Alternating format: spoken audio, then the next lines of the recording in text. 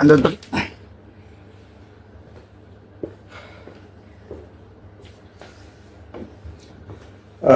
வணக்கம். இன்றைக்கு எத்தனை தேதி? 28ஆம் தேதி 29ஆம் தேதி டிசம்பர் மாதம். நாங்கள் டிசைட் பண்ணியிருக்கோம். எங்கள் 2 பேரையும் உங்களுக்கு தெரியும். நான் டாக்டர் ராமநாதன் அர்ச்சுனா, கௌசல்யா நரேந்திரன். ரைட், நாங்கள் இப்போ டிசைட் பண்ணியிருக்கோம் என்றால் கனக யூடியூப்ஸ் வந்து தங்களுக்கு விரும்பின மாதிரி வீடியோஸ் போட்டு கொண்டிருக்கிறபடியா ரியல் திங்ஸை வந்து பொதுமக்களுக்கு வடிவ விளங்கப்படுத்தி பார்க்கணும்னு யோசிக்கிறேன். முக்கியமாக சுகாதாரம் சம்பந்தமான பிரச்சனை. அதில் வந்து இப்போ கௌசல்யா என்னோட கேள்வி கேட்பேன். உங்களுக்கு என்ன வேணா கேட்கலாம், நோ இஷ்யூஸ். ஏன்னா நீங்கள் ஒரு லோ கிராஜுவேட்டாக வந்து உங்களுக்கு டாக்டர்ஸ் இந்த ட்ரேட் யூனியன் டாக்டர்ஸ் எப்படி ஒர்க் பண்ணுற டியூட்டி ஹவர்ஸ் அது சம்பந்தமான கணக்கு டவுட் உங்களுக்கு இருக்கும். அதோட தொடர்ந்து நீங்கள் என்னோட ஒர்க் பண்ண போகிறபடியாக நீங்கள் என்னோட முக்கியமாக எங்களோட டாக்டர்ஸ் டியூட்டி அது சம்பந்தமான முழு கேள்வின்னு கேட்கலாம். ஏதாவது என்ன எங்கேருந்து ஸ்டார்ட் பண்ண ஆரம்பிக்கிறீங்க? எங்கே ஸ்டார்ட் பண்ண விரும்புறீங்க? ஃபர்ஸ்டா அந்த ஜிஎம்ஓஏ சம்பந்தமாக கேட்க விரும்புகிறேன். ஏன்னா ஒரு லோ ஸ்டூடெண்டா அதை விட ஒரு பப்ளிக்கா எனக்கு அதை பற்றின நாலேஜ் இல்லை, அறிவு இல்லை. என்ன போல நிறைய பேருக்கு ஜிஎம்ஓஏ என்னன்னு தெரியாம இருக்கலாம். அதுல நிறைய பிரச்சனைகளும் வந்திருக்கு உங்களுக்கு. இந்த ஜிஎம்ஓஏ பற்றி ஒரு சின்ன ஒரு விளக்கம். ஜிஎம்ஓஏ என்ன, அதுல ஃபங்க்ஷன் என்ன, அதுல நோக்கம் என்ன, டாக்டர்ஸுக்குள்ள வந்து பிரச்சனை வந்தா அந்த ஜிஎம்ஓஏ வந்து என்ன ஆக்ஷன் எடுக்குது சொல்லி இந்த கோட் விஷயத்தை இன்க்ளூட் பண்ணாம உங்களுக்கு நடந்த பிரச்சனையும் இன்க்ளூட் பண்ணி ஒரு சின்ன ஒரு எக்ஸ்பிளைன். முதல்ல இருந்து பார்ப்போம். நாங்கள் ஏ லெவல்ல மெடிசின் போறவங்களுக்கு அப்படின்னு தெரியும். எப்படி ஏ லெவலுக்கு மெடிசின் போறோம்? ஏ லெவல்ல வந்து நாங்கள் ஓரளவு ரிசல்ட் சொன்னோடனே 9AB 10 எடுத்தோம்னா நாங்கள் எல்லாருமே யோசிக்கிறோம் வியா டாக்டர்ஸ் சொல்லி. அம்மா அப்பா உடனே யோசிக்கிறோம் பிள்ளைகிட்டேருந்தே நாங்கள் டாக்டர்ஸ் ஆகிறோம்ன்றதுல இந்த மெடிசின் லைஃபை ஸ்டார்ட் பண்ணுறது. ஓ லெவல் சில பேர் ஆண்டுல இருந்து யோசிக்கிற டாக்டர் ஆகிறோம்னா உண்மையாகவே ஓ லெவல் ரிசல்ட்ஸ் நல்லா வந்த அப்புறம் டிசைட் பண்ணுறது. அப்போ அதில் பார்த்தீங்கன்னு சொன்னால் ஏ லெவலுக்கு வந்து உங்களோட சர்ச் கோட் அடிப்படையில் டிஸ்ட்ரிக்ட் கோட்டா, அது பிறகு மெரிட், சூப்பர் மெரிட்டில் எங்களுக்கு முந்தி நான் படிக்கல சூப்பர் மெரிட்டண்டா கொழும்பு போயிடும். இப்போ மெரிட்டண்டா பேராதனையாக போயிடும் நினைக்கிறேன். விரும்பினாக போகலாம். மற்றது நார்மலாக டிஸ்ட்ரிக்ட் கோட்டாவுக்குள்ள. இப்போ நான் படிக்கல எனக்கு வந்து அந்த நேரம் 52 ரேங்க் 51 வரைக்கும் போனது எங்களுடைய மதிப்புக்குரிய சுமந்திரன் ஐயா அவர்களுடைய புண்ணியத்தில் தான் நான் இப்போ ஒரு டாக்டராக இருக்கேன். அதான் உண்மை. ஏனென்றால் 2006ஆம் ஆண்டு ஜூன் மாதம் நான் எக்ஸாம் எடுத்த பிறகு அந்நேரம் ஜனாதிபதியாக இருந்த மைண்ட் அவர்கள் வந்து டிஸ்ட்ரிக்ட் கோட்டாவை குறைச்சிட்டேன். டிஸ்ட்ரிக்ட் கோட்டா அண்ட் என்னென்றால் இப்போ உதாரணத்துக்கு மெரிட்டை தவிர்த்து டிஸ்ட்ரிக்ட்டுக்கு வந்து இப்போ 40% சொல்லி இது யூஜிசி யூனிவர்சிட்டி கிராண்ட் கமிஷன் இதில் அப் டு 40% வேர்ட்டில் அந்த அப் டுன்றதை பாவிச்சு கொண்டு 40% கொடுக்காம 25 ஆக்கிட்டோம் அந்த டைம். அதால 63 ரேங்க் வரைக்கும் 64 ரேங்க் கர்ஜின் ராஜரட்னம் எங்களுடைய அரவிந்த் டிசிஎஸ் கம்ப்யூட்டர் அரவிந்த்ராஜ் இல்லாமல் பெரிய பெரிய பதவியில் இருக்கிறோம். அவையெல்லாம் மெடிசினுக்கு போக முடியாது அந்த டைமில். இந்த இது செய்தாலும் இப்போ நாங்கள் அந்த நேரம் ஜெஃப்னாஜ் யூனிவர்சிட்டி முக்கியமாக குமரன் சாரார்கள், பிசிக்ஸ் குமரன் சாரார்கள் எல்லாருமா சேர்ந்து 2006 அந்த வழக்கு போட்டு நான் ஃபர்ஸ்ட்டாக மொலிகுலர் பயாலஜிக்கு போயிட்டு அதுக்கப்புறம் கொழும்புல 3 மாதம் நான் படித்த யூனிவர்சிட்டி 3 ஸ்ரீலங்காவில் மொலிகுலர் பயாலஜியில் 3 மாதம் படிச்சுட்டு அதுக்கு பிறகு திருப்பியும் யூஜிசியில் ஒரு லெட்டர் ஒன்று வந்தது. அபலாயனன்னு சொல்லி என் ஃப்ரெண்ட் ஒரு ஆள் அவர் இங்கே வர ஜெஃப்னாக்கு வர. அதுக்கு முதல் மேரி அனுஷா, அதுக்கு பிறகு மேரி அனுஷா இல்லை மேரி, அதுக்கு பிறகு அபலாயன், அதுக்கு பிறகு அபலாயன் வர நான் பேராதனியக்கு போய் திருப்பி அந்த வழக்கு நடந்த 2 வருஷம் முடிகிறேன். 2008 ஆகஸ்ட் 2007 ஜூன் ஜூலையில் லெட்டர் வந்துட்டு அப்போ இருந்த எங்களுடைய ப்ரொஃபஸர் சிவபாலன் வந்து இங்கிலீஷ் கோர்ஸ் முடிஞ்சபடியே எங்களை வந்து ஃபேக்கல்ட்டிக்கு அனுமதிக்க மாட்டேன்னு சொல்லிட்டார். இங்கிலீஷ் கோர்ஸ் அப்போ நாங்கள் அங்கே டென்டலில் இங்கிலீஷ் கோர்ஸ் முடிச்சு செகண்ட் இயர் ஸ்டார்ட் வரைக்கும் போயிட்டோம். ஃபர்ஸ்ட் செமி நடந்துருக்கு. அப்போ இவர் மாட்டேன்றபடியாக நான் அப்போ அன்பரசன் என் பெஸ்ட் ஃப்ரெண்ட் ஒரு இன்ஜினியர் ஃபேக்கல்ட்டி இருந்தவன். அவன் இங்கே கடிதம் எழுதி அங்கே கடிதம் எழுதி இங்கே கடிதம் எழுதி அவனோட சேர்ந்து கடைசியாக வாரதா இல்லையா 2008 பிரச்சனை நேரங்களில் வாரதா இல்லையான்னு கடைசியாக தான் இங்கே அவன் சேர்ந்தாங்க. அதால் ப்ரொஃபஸர் சிவபாலனால எனக்கு ஒரு 1 இயர் லேட். மேரியும் வந்து காய்ச்சி அப்போ கப்பல்லாம் வேற ஒன்று பேராதனிலிருந்து கப்பலில் வந்து இங்கே கதைக்க இவை விட மாட்டேங்க. நம்ம இங்கிலீஷ் கோர்ஸ் தொடங்கிட்டோம். இங்கிலீஷ் கோர்ஸ் முடிஞ்சது second media first month lectures முடிஞ்சது. So you can carry out. அப்போ நான் சொல்கிறோம் இல்லை பேசிக் சயின்ஸஸ் அங்கே முடிச்சுட்டோம் நாங்கள் டென்டல் இல்லை என்றாலும் நாங்கள் திருப்பி போய் திருப்பி டென்டலில் ஜாயின் பண்ணியிருந்த போது திருப்பி அடுத்த பட்சோட 30th பட்சோட என் வர வேண்டிய பட்ச் வந்து 30th பட்ச், நான் 31st தான் நான் சேர்ந்தேன். எனக்கு அப்படி ஆரம்பிச்சுதான் மெடிக்கல் லைஃப். அதோட நாங்கள் உண்மையாகவே முந்தின காலத்தில் 8 வருஷம் முடியும் மெடிசன் முடியும். அதுக்கு பிறகு குறைஞ்சு அதுக்கும் ஒரு நல்ல காரணம் ப்ரொஃபஸர் பால் தான். அதுக்கு பிறகு எங்களுடைய மறைந்த எங்களுடைய டீன் பாலா சார் அவர்களுடைய கடும் முயற்சியால் வந்து அந்த 8, 9, 10 பேரானந்தராய சார் கன்சல்டன்ட் உங்களுக்கு ஜெஃப்னால இருக்கார். அவரை பார்த்தீங்கன்னா அவர் 10 வருஷம் படிச்சிருக்கார் மெடிசன் மட்டும். அந்த காலத்தில் இடம்பெயர்ந்து யூனிவர்சிட்டி நடக்காம வேற ஒரு டிஸ்ட்ரிக்டுகளுக்கு ஓடி அப்படி நடந்தது. அது பிறகு 10, 9, 8 நான் நினைக்கிறேன் நாங்கள் வந்து 6.5 இயர்ஸ்லேயே முடிச்சு நாங்கள் எங்கள்கிட்ட கோர்ஸை. அதுக்கு பிறகுதான் நான் 2014 இந்த 2015 மே பாஸ் அவுட் ஆகி 2016 ஜூன் மாதம் 10ஆம் தேதி எங்களோட இன்டர்ன்ஷிப் ஸ்டார்ட் பண்ணது. அதோட அந்த நாங்கள் பாஸ் அவுட் பண்ணி பிறகும் 1 இயர் சும்மா இருக்கும். அந்த 1 இயரில் தான் நான் அப்போதான் இந்த அட்மினிஸ்ட்ரேஷன் கேரியர் வந்து ஸ்டார்ட் பண்ணினது. ப்ரொஃபஸர் உப்புல் சென்ட்ரத்தோட அவர் வந்து இப்போ chair professor of community medicine university of Colombo sir தான் இந்த கோட்ஃபாதர், ஃபர்ஸ்ட் கோட்ஃபாதர், 2வது ஆப்டனதில் இருக்கேன் சார். அப்போ ப்ரொஃபஸர் உப்புல் சென்ட்ரல் சாருக்கு முன்னம் நான் போய் அப்போ நான் மரி பண்ணிட்டேன். மகன் 6 மாதம். ஸோ இன்கம் இல்லை. Pass out university doctor pass out பண்ணிட்டேன். இன்டர்ன் முடிக்கல. இன்டர்ன் முடிக்காமல் இருக்கிற 1 இயரில் அப்போ கொழும்பு போயிட்டேன். நான் இங்கே இருக்கிற பிரச்சனை இல்லை. இங்கே இருந்து நான் இங்கேயோட சண்டை பிடிச்சி அப்படி பிரச்சனை நடந்து படிக்க இங்கே இருக்கல. இங்கே ப்ரீ இன்டர்னில் இங்கே ஒர்க் பண்ணேன். இப்போ ப்ரீ இன்டர்ன் அந்த 1 இயரை சொல்கிறது ப்ரீ இன்டர்ன் பீரியட் வந்து அதே இது முக்கியம் நான் சொல்லணும்னு சொன்னேன். இப்போ பாஸ் அவுட் பண்ண அப்புறம் நாங்கள் டாக்டர்ஸ் எம்பிபிஎஸ் டிகிரி இருக்கு, பட் இன்டர்ன்ஷிப் இல்லை. ஒரு 1 இயர் சும்மா இருக்க போகிறோம். இப்போ அதில் ப்ரீ இன்டர்ன்ஷிப் டைமில் வந்து நீங்கள் பார்க்கலாம். சில பிரைவேட் ஹாஸ்பிட்டலில் டாக்டர்ஸ் இங்கே ஒர்க் பண்ணி காசு உலர்த்தினும். ஆனால் அது சட்டத்தின் படிப்பில்லை. இன்டர்ன் செய்யாமல் ப்ரீ இன்டர்ன்ஷிப்பில் வேலை செய்யலாம். அது இந்த சிஸ்டத்தில் உள்ள பிரச்சனை. மேபி இன்னொரு 5 இயர்ஸில் அது மாற்றணும். அது அந்த 1 இயரும் ஒரு மெடிக்கல் ஒரு டாக்டர்ஸ் இழக்கிறோம். நாங்கள் பாஸ் அவுட் பண்ணி கூட இன்டர்ன் தொடங்காமல் இருக்கிற 1 இயர் இருக்கிறோம்ல, அந்த 1 இயருக்குள்ள ஒரு யூனிவர்சிட்டி கிராஜுவேட் சும்மா இருக்கிறார். அப்போ அதை போய் பிரைவேட்டில் ஒர்க் பண்ணுறது. இப்போ நான் அந்த டைமில் ஃபர்ஸ்ட்டாக போனது வந்து இன்டர்வியூ. எல்லா இன்டர்வியூகளுக்கும் நான் போகிற ஒரு இன்டர்வியூ ஃபெயில் ஆகிருக்கு 2 வரைக்கும்.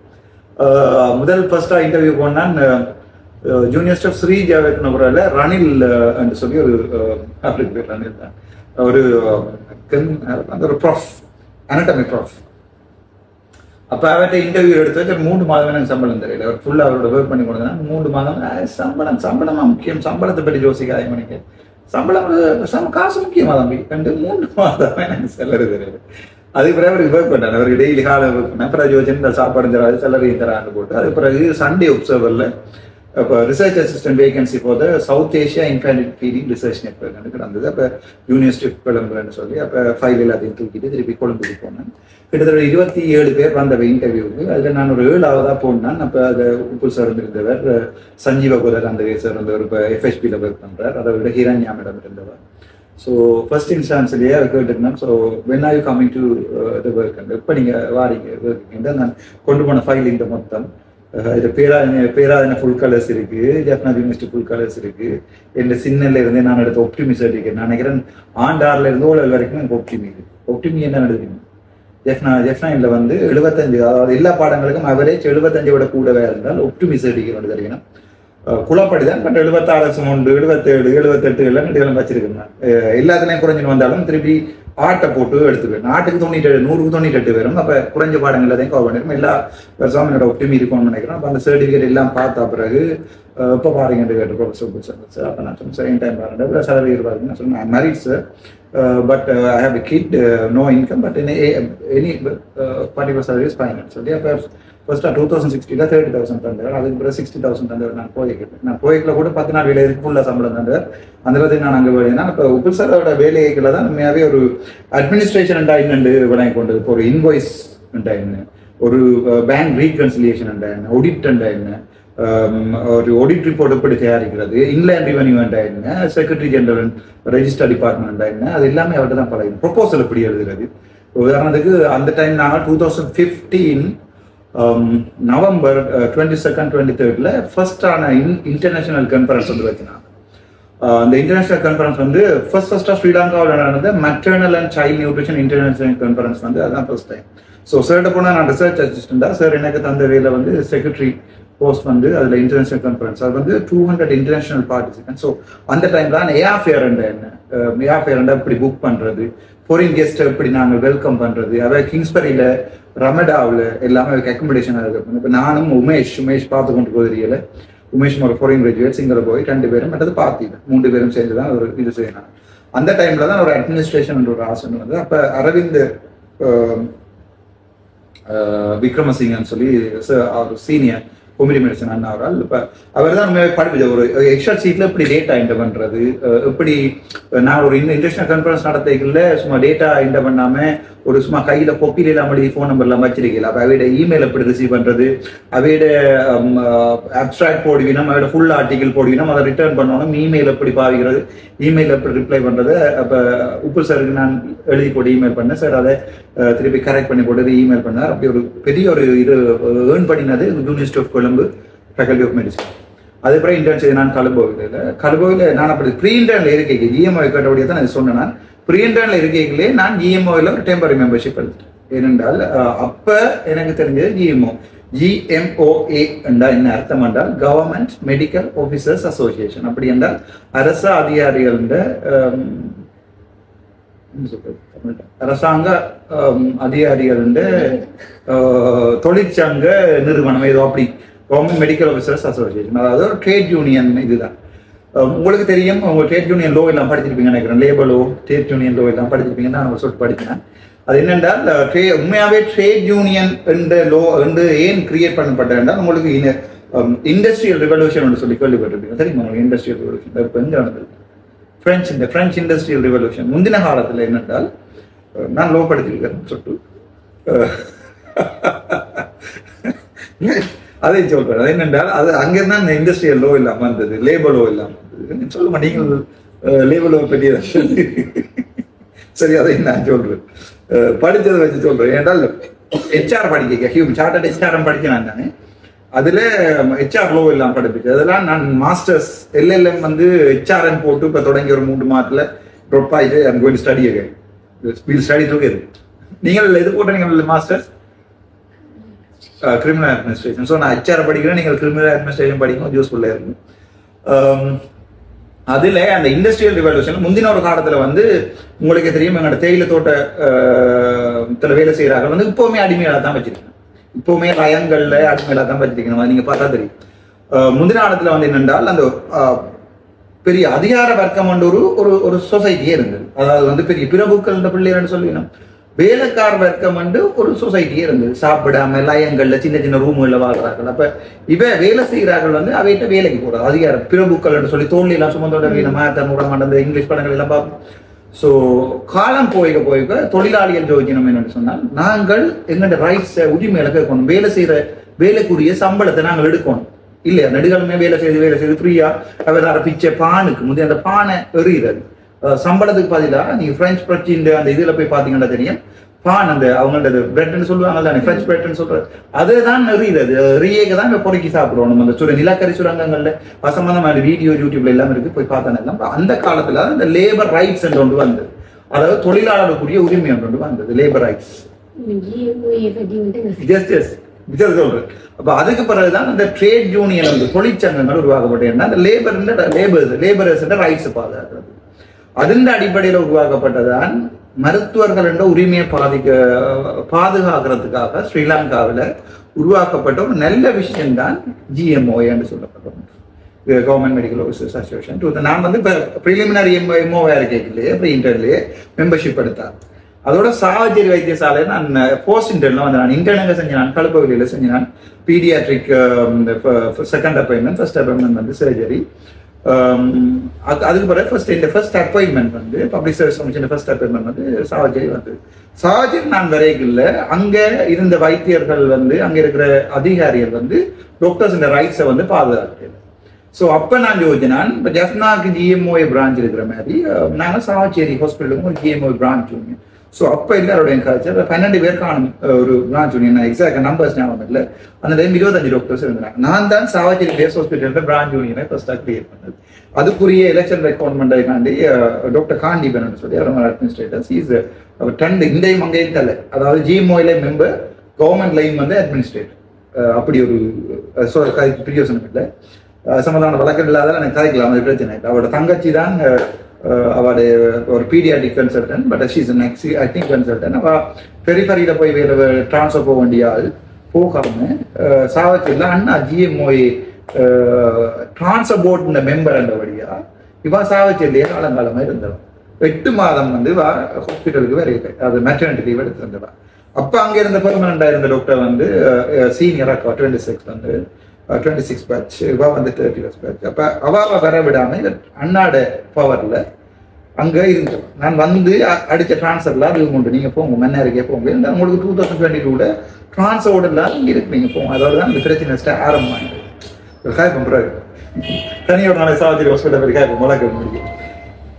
அதுக்கு பிறகு அந்த உண்மையாகவே அதுக்காக தான் அந்த ஜிஎம்ஓ என்ற ஒன்று கிரியேட் பண்ணப்பட்டது. நானும் அந்த மெம்பர். நான் தான் சாவச்சேரியிலேயே ஜிஎம்ஓ பிரான்ச் யூனியன் 2021 மார்ச்சில் செய்துட்டு மார்ச் 1 நான் பேராதனைக்கு நானே இவரோட டாக்டர் இங்கே இருந்த ஆர்டிஹெச்எஸ், அந்த நேரம் இந்த ஆர்டிஹெச்எஸ் கேதி அவருக்கு என்ன பேர் தேவநேசன் சார், தேவநேசன் சாரோட இந்த எங்களோட உரிமையாள கதைக்க போய் பிரச்சனைப்பட்டு கடிதங்கள் அடிபட்டு எனக்கு தேவையில்லாமல் நான் குவார்டர்ஸுக்குள்ளே இருந்தேன். நான் அதை ஹாஸ்பிட்டல் ஏரியாக்குள்ளேயே குவார்டர்ஸ்லேயே பிள்ளையோட வாழ்ந்தேன்னு கடிதம் அடிச்சிருந்த வைத்தியசாலைக்கு இல்லை தாமதமாக வரக்கூடிய அதாவது குவார்டர்ஸ்ல இறங்கி போட்டுக்கு போகிறதுக்கு 8 ஆகிட்டா எனக்கு கடிதம் அடிக்கணும் 8 வந்தக்கூடிய காரணத்தை தரவங்க வந்து அப்படி ஒரு தனிப்பட்ட பழி வாங்கலால தான் 2021 மார்ச் நான் விட்டுட்டு போனேன். ஜாழ்ப்பாணத்தில் வேலை செய்யலான்னு சொல்லி உண்மையா அதுதான் ஜிஎம்ஓஏ உருவாக்கப்படக்கூடிய காரணம் டாக்டர்ஸ் ரைட்ஸை பாதுகாப்பு. அந்த டைம்ல என்ன தனிப்பட்டவா பாதிக்க கூட நான் ஜிஎம்ஓ பிரான்ச் யூனியன் உருவாக்கி வச்சிருந்தேன். பட் நான் இந்த தனிப்பட்ட வேலைகளுக்கு அதை பாதிக்கிறேன். அதுதான் இந்த ஜிஎம்ஓ என்ற இது. ஆனால் நீங்க பாத்தீங்கன்னா தெரியும், ஒரு லேபர் ரைட்ஸுக்காக உருவாக்கப்பட்ட இந்த ஜிஎம்ஓ வந்து இப்ப என்னன்னு சொன்னால் அரசியல் மயமாயிட்டு. 2019 ஆண்டு உங்களுக்கு கேள்விப்பட்டீங்கன்னு நினைக்கிறேன், புகர ரசாயனிக புகர என்ற ஒரு பிரச்சனை வந்து தெரியுமா? ரசாயன உரங்களை வந்து இல்லாம பண்றது, நாட்டுல ஆர்கானிக் ஃபார்மிங் செய்ய போறோம் என்று சொல்லி. இப்போ உதாரணத்துக்கு நீங்க லோயர், நான் வந்து ஒரு டாக்டர். இப்ப நான் உங்களோட வேலையை பார்க்க கூடாது, அதை சொல்லுவாங்க நாய் பார்க்கிற வேலையை நாய் மட்டும்தான் பார்க்க, நிறைய பார்க்க கூடாது. எங்கண்ட ஒரு ஆள் இருந்தவர் டாக்டர் பதனின்னு சொல்லி ஒரு டாக்டர், அவர் தான் ஜிஎம்ஓ பிரசிடென்ட். அவர் என்ன செஞ்சாருன்னு சொன்னால் அவருக்கு ஒரு எம்பி ஆகணும், ஒரு ஹெல்த் மினிஸ்டர் ஆகணும் ஒரு ஆசை. ஏன்னா அப்ப கோத்தபாய ராஜபக்சன் அரசாங்கம். அப்ப எங்களோட டாக்டர் பதனிய சார் என்ன செஞ்சாருன்னு சொன்னா, நாங்கள் வந்து ஒரு புரட்சியை கொண்டு வரும் ஐடியாவை கொடுத்தார் கோத்தபாய ராஜபக்சருக்கு. ரசாயன உரமே ஸ்ரீலங்காவில் நிப்பாட்டும், நாங்கள் ஆட்டுச்சாணம் மாட்டுச்சாணங்கள்ல பலனிடப்பட்ட ரசாயன உர இது ஆர்கானிக் உரங்களை பாய்க்கும். அந்த நேரம் ஏற்கனவே நாங்கள் கோவிட் கொஞ்சம் கொஞ்சமா வந்திருந்த காலங்கள்ல இந்த முட்டாள்தனமான இந்த ப்ரொபோசலையும் அந்த நேரத்துல அரசாங்கம் வந்து ஏற்றுக்கொண்டு ரசாயன உரங்களை தடை செய்யல. துப்புரவாவே எங்கண்ட படிக் என்ற ஒரு இதே இல்லாம போயிட்டு இருக்கு.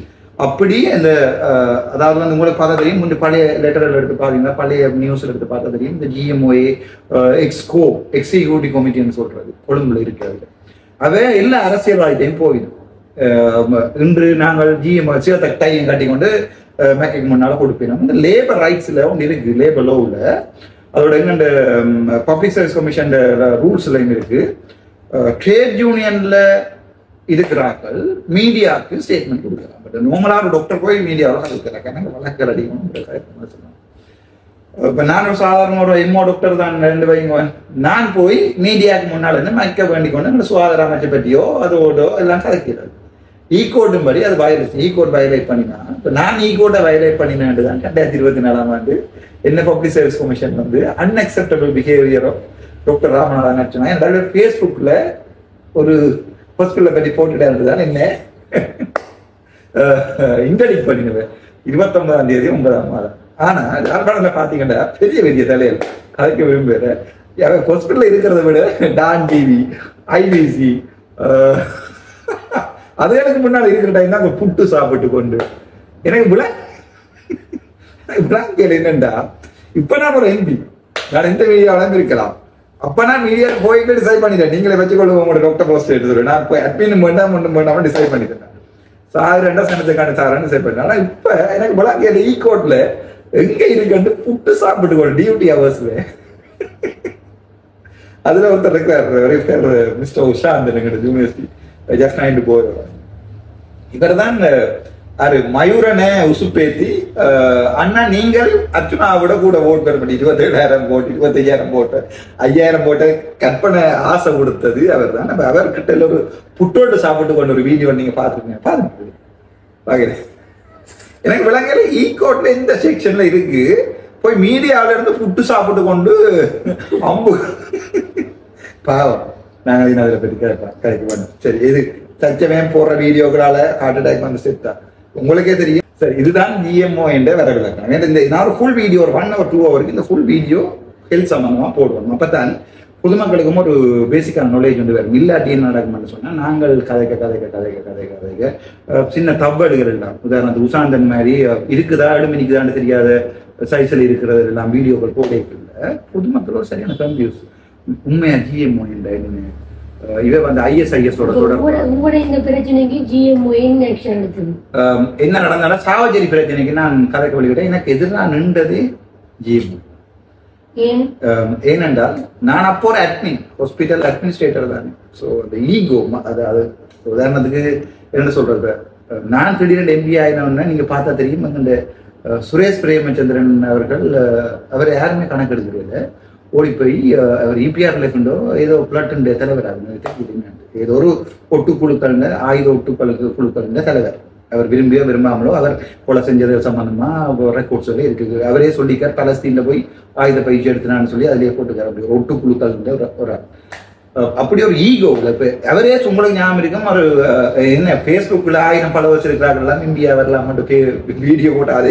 அவரே இப்போ ஓடி போய் ஒரு யூடியூப் முன்னுக்கு நிற்கிறார். நீங்க பார்த்துருப்பீங்க தெரியும். இவர் அப்படியே எம்பியா வந்துட்டார், ஆனால் இவருக்கு வேலை செய்ய தெரியாது பார்த்துருக்கீங்க நினைக்கிறேன். இப்ப இந்த பிரச்சனை சாவச்சேரி பிரச்சனை உண்மையாவே நான் யாரையுமே பாதிக்கிற மாதிரி ஒரு ஆக்ஷனும் எடுக்கல. ஏனென்றால் இந்த பிரிலிமினரி இன்கொயரி ரிப்போர்ட்டே வெளியே போடிட்டு பிரிலிமினரி இன்கொயரி ரிப்போர்ட்டே போடாம தான் என்ன சுகாதார அமைச்சு இன்டெடிக் பண்ணினா என்ன கவலை இன்டெடிக் பண்ணினால என்பிபிஆர் அனுமதி இன்டெடிக் பண்ணுங்க. இப்ப பாலித மைவால இங்கட்டே தெரியாது இருக்காடா செத்து போயிட்டாரா, நாளைக்கு பாலித மைவால செத்து போயிட்டாரா என்றுதான் நியூஸ் பேப்பர் தெரியும். அதை தான் சொல்ற கடவுள் என்று சொல்லி, அதை புத்திர நம்பினா புத்திர நம்பிட்டேன், நான் இந்துவை நம்பினா இந்துவை நம்புறேன். இல்ல ஏன்னடா நாங்கள் ஆடுற ஆட்டம் உண்டு யார் ஒருத்தன் வடிவ ஒப்சர்வ் பண்ணி கொண்டுதான் இருக்கிறோம். எனக்கு இன்டெடிக் அடிச்சு கடிதம் பண்ணி 29ஆம் மாதம் 29ஆம் மாதம் இன்டெடிக் பண்ணினால் 11ஆம் மாதம் 14ஆம் தேதி ஆள் இன்டெடிக் பண்ணி ஏன் இன்டெடிக் பண்ணின ஒரு லெட்டர் கூட இல்லை, ஒரு எக்ஸ்பிளனேஷன் கூட இல்லை. Unacceptable behaviour of doctor Ramanathan வச்சுக்கோங்க. அது என்னது அன்அக்செப்டபிள் பிஹேவியர்ன்றது எனக்கு இந்த வரைக்கும் தெரியாது. நாங்கள் வழக்கில் போய் வெளியலாம், அது வேற பிரச்சனை. பட் அதில் போய் திருப்பி நான் ஜாயின் பண்றதா இல்லை, அது உண்மையான விஷயம். வேற என்ன உங்களுக்கு ஜிஎம்ஓ சம்பந்தமா தெரியும்? நான் ஜிஎம்ஓ வந்து என்ன ஆக்ஷன் எடுத்தது உங்களோட பிரச்சனை? ஜிஎம்ஓ எனக்கு எதிராக தானே ஆக்ஷன் எடுத்தது அந்த நேரம். அது ஏனென்றால் அவை சொன்ன குற்றச்சாட்டுகள் டாக்டர்ஸ் வந்து அதுல ஒரு வழக்கு சம்பந்தம் வழக்கில் பற்றி காய்க்கிறேன். நான் டாக்டர்ஸ் தன்னிச்சையான எனக்கு இதுல நாலேஜ் இல்லாதபடியா கேக்குறேன். உங்களோட ரைட்ஸை வந்து அவை நீங்களும் டாக்டர் பேஸ் நான் ஒரு ஜிஎம்ஓ மெம்பர் ஹார்ட் கோ மெம்பர் நான் தான் பிராண்ட் நியூ கிரியேட் பண்ணேன் சார். அப்ப உங்களுக்கு பிரிலிமினரி இன்குவரி ஏதாவது நடந்திருக்கும். சோ அதாவே வெச்சிருக்கோம். ஒரு 8 क्वेश्चन போட்டு உங்களோட அன்அக்செப்டபிள் ஆக்ஷன்ஸ் ன்னு சொன்னா அதுல ஏதாவது டிசிப்ளினரி ஆக்ஷன் எடுத்துருக்கோம். அப்படி ஏதாவது எடுத்தவையா? ஒண்ணுமே எடுக்கல. அதுல இவ ஜிஎம்ஓ பிராண்ட் யூனியன் அந்த லெட்டர்ஸ் எல்லாம் கிட்ட எடுக்கிறதெல்லாம் ஒரு 8 நான் செய்த பிள்ளையா மட்டும் சொல்லி 8 பிள்ளைய மினிஸ்ட்ரிக்கு இன்ஃபார்ம் பண்ணி அதுக்கு 7ஆம் மாதம் 8ஆம் தேதி அங்கிருந்து ஒரு 5 பேர் வந்தவை இன்குவரி. அந்த டைம்ல தான் வெள்ளிக்கிழமை வந்தவை. வெள்ளிக்கிழமை இவ எனக்கு இன்குவரி, அதாவது நான் பிளவிட்டுட்டேன், நான் பர்பஸ்ஃபுல்லா டிரான்ஸ்ஃபர் அடிச்சுட்டேன், நான் பர்பஸ்ஃபுல்லாக்களை வந்து ரிவெஞ்ச் பண்றேன் கடிதம் அடித்த டிஎம்ஓயே வெள்ளிக்கிழமை 25 டாக்டர்ஸையும் கூட்டிட்டு இங்க ஓடிட்டு எங்க ஆடிஎச்எஸ்க்கு ஓடிட்டு 25 டாக்டர்ஸும் உங்களுக்கு அந்த இது தெரியும். அப்ப நீங்க என்னோட ஒரு கண்டாக்ட் இல்லை என்ன ஒரு நாள் வெள்ளிக்கிழமை விடியற்காலமே 6 மணி போல நான் எழும்பி பார்க்கிறேன். விடியற்கால மணி பார்க்கிறேன். 6 மணி போல எழுப்பி பார்த்தால் பழமையான என்னுடைய குவார்டர்ஸ்ல இருந்து பார்த்தா ஹாஸ்பிட்டல்ல போராட்டம் தெரியும். அப்புறம் 6 மணி போல எழும்பி பார்க்கிறேன். சனம் கொஞ்சம் கலவரப்படுது. பார்த்தால் எனக்கு தெரிஞ்ச கொஞ்சம் டாக்டர்ஸ் மேல வந்து அப்படி இந்த குவார்டர்ஸ்க்கு மேல நிறைய ஏனி பில்டிங் நான் புதுசா ஸ்டார்ட் பண்ண ஏனி பில்டிங் ஓப்பன் பண்றீங்கம்மா துறக்கணுமா ஓப்பன் பண்றீங்கம்மா எல்லா கம்ப்ளைண்ட் நான் என்ன செய்யறது வழக்க நடக்க வழியா எனக்கு தலை அடிக்காது. பட் சிம்பிளா சாவச்சேரி வைத்தியசாலை ஒரு தரமான வைத்தியசாலை இப்ப என்னால மாத்தேயுது. சுகாதார அமைச்சரையும் கதைச்சு அதை திருப்பி ஒரு ரிவைஸ் பண்ணி எம்ஓஸும் போட்டு என்னோட செய்யணும் வழக்கு நடத்தணும்படியே நான் அப்படி கதை. இப்ப GMOA வந்து உங்களுக்கு பிரசிடென்ட் செக்ரட்டரி அப்படி இருப்பீங்கன்னு நினைக்கிறேன். வேற எப்படியான ஆக்ஷன்ஸை நீங்க உங்களோட ஹெட்டுக்கு சொல்லலாம் தானே? அவதான் கம்ப்ளைண்ட் பண்ண. அதாவது இப்போ இப்படிதான் உங்களுக்கு தெரியும், GMOA மத யூனியன் ஒன்று இருக்கு ஜெஃப்னாவில். அதுக்கப்புறம் ஒவ்வொரு பிரான்ச்சுக்கும் இருக்கு, அது ப்ரொவின்ஸுக்கு இருக்கு. நொதர்ன் ப்ரொவின்ஸுக்கு GMOA நொதர்ன் ப்ரொவின்ஸ் ஒன்று இருக்கு. அதுக்கு கிலோபல் ஹாஸ்பிட்டல் பிரான்ச் யூனியனும் இருக்கு. சாவச்சேரி, ஊராசுரை, கைட்ஸ், மற்றது கோயில் பெற்றோம் அப்படி branch union, RDHS branch union branch யூனியனை கிரியேட் பண்ணி வச்சிருக்கோம். சாவச்சேரி நான் தானே கிரியேட் பண்ணது. சாவச்சேரி பிரான்ச் யூனியன் ஜெஃப்னாக்கு கம்ப்ளைண்ட் பண்ண, ஜெஃப்னா மத யூனியனை கம்ப்ளைண்ட் பண்ண, மத யூனியன் நேர சுகாதார அமைச்சர் கடிதம் அடிச்சது. நான் இப்படி 8 பிள்ளை விட்டுருக்கேன். அந்த 8 பிள்ளைகள் என்னென்றால் உங்களோட பிரச்சனை கேட்கல, உங்களோட அதாவது நோர்தர்ன் ப்ரொவின்ஸுக்கு இருக்குன்னு தானே, அவங்கள ஹெட் செக்ரட்டரி வந்து ஏதாவது பிள்ளை விட்டா உங்களுடைய வந்து பிள்ளையான முடிவு எடுக்கப்பட்டேன்னு சொன்னா நீங்க அதை ஹெட்டுக்கு இன்ஃபார்ம் பண்ணிட்டு உண்மையா நான் ஒரு கவர்மெண்ட் சேவன் அடிப்படையில மத யூனியனோட எனக்கு எந்த கனெக்ஷனுமே இல்லை. அதோட என்ன தெரியுமாடா, GMOA எப்பவும் அட்மினிஸ்ட்ரேட்டருக்கு எதிராகத்தான் வேலை செய்யும்.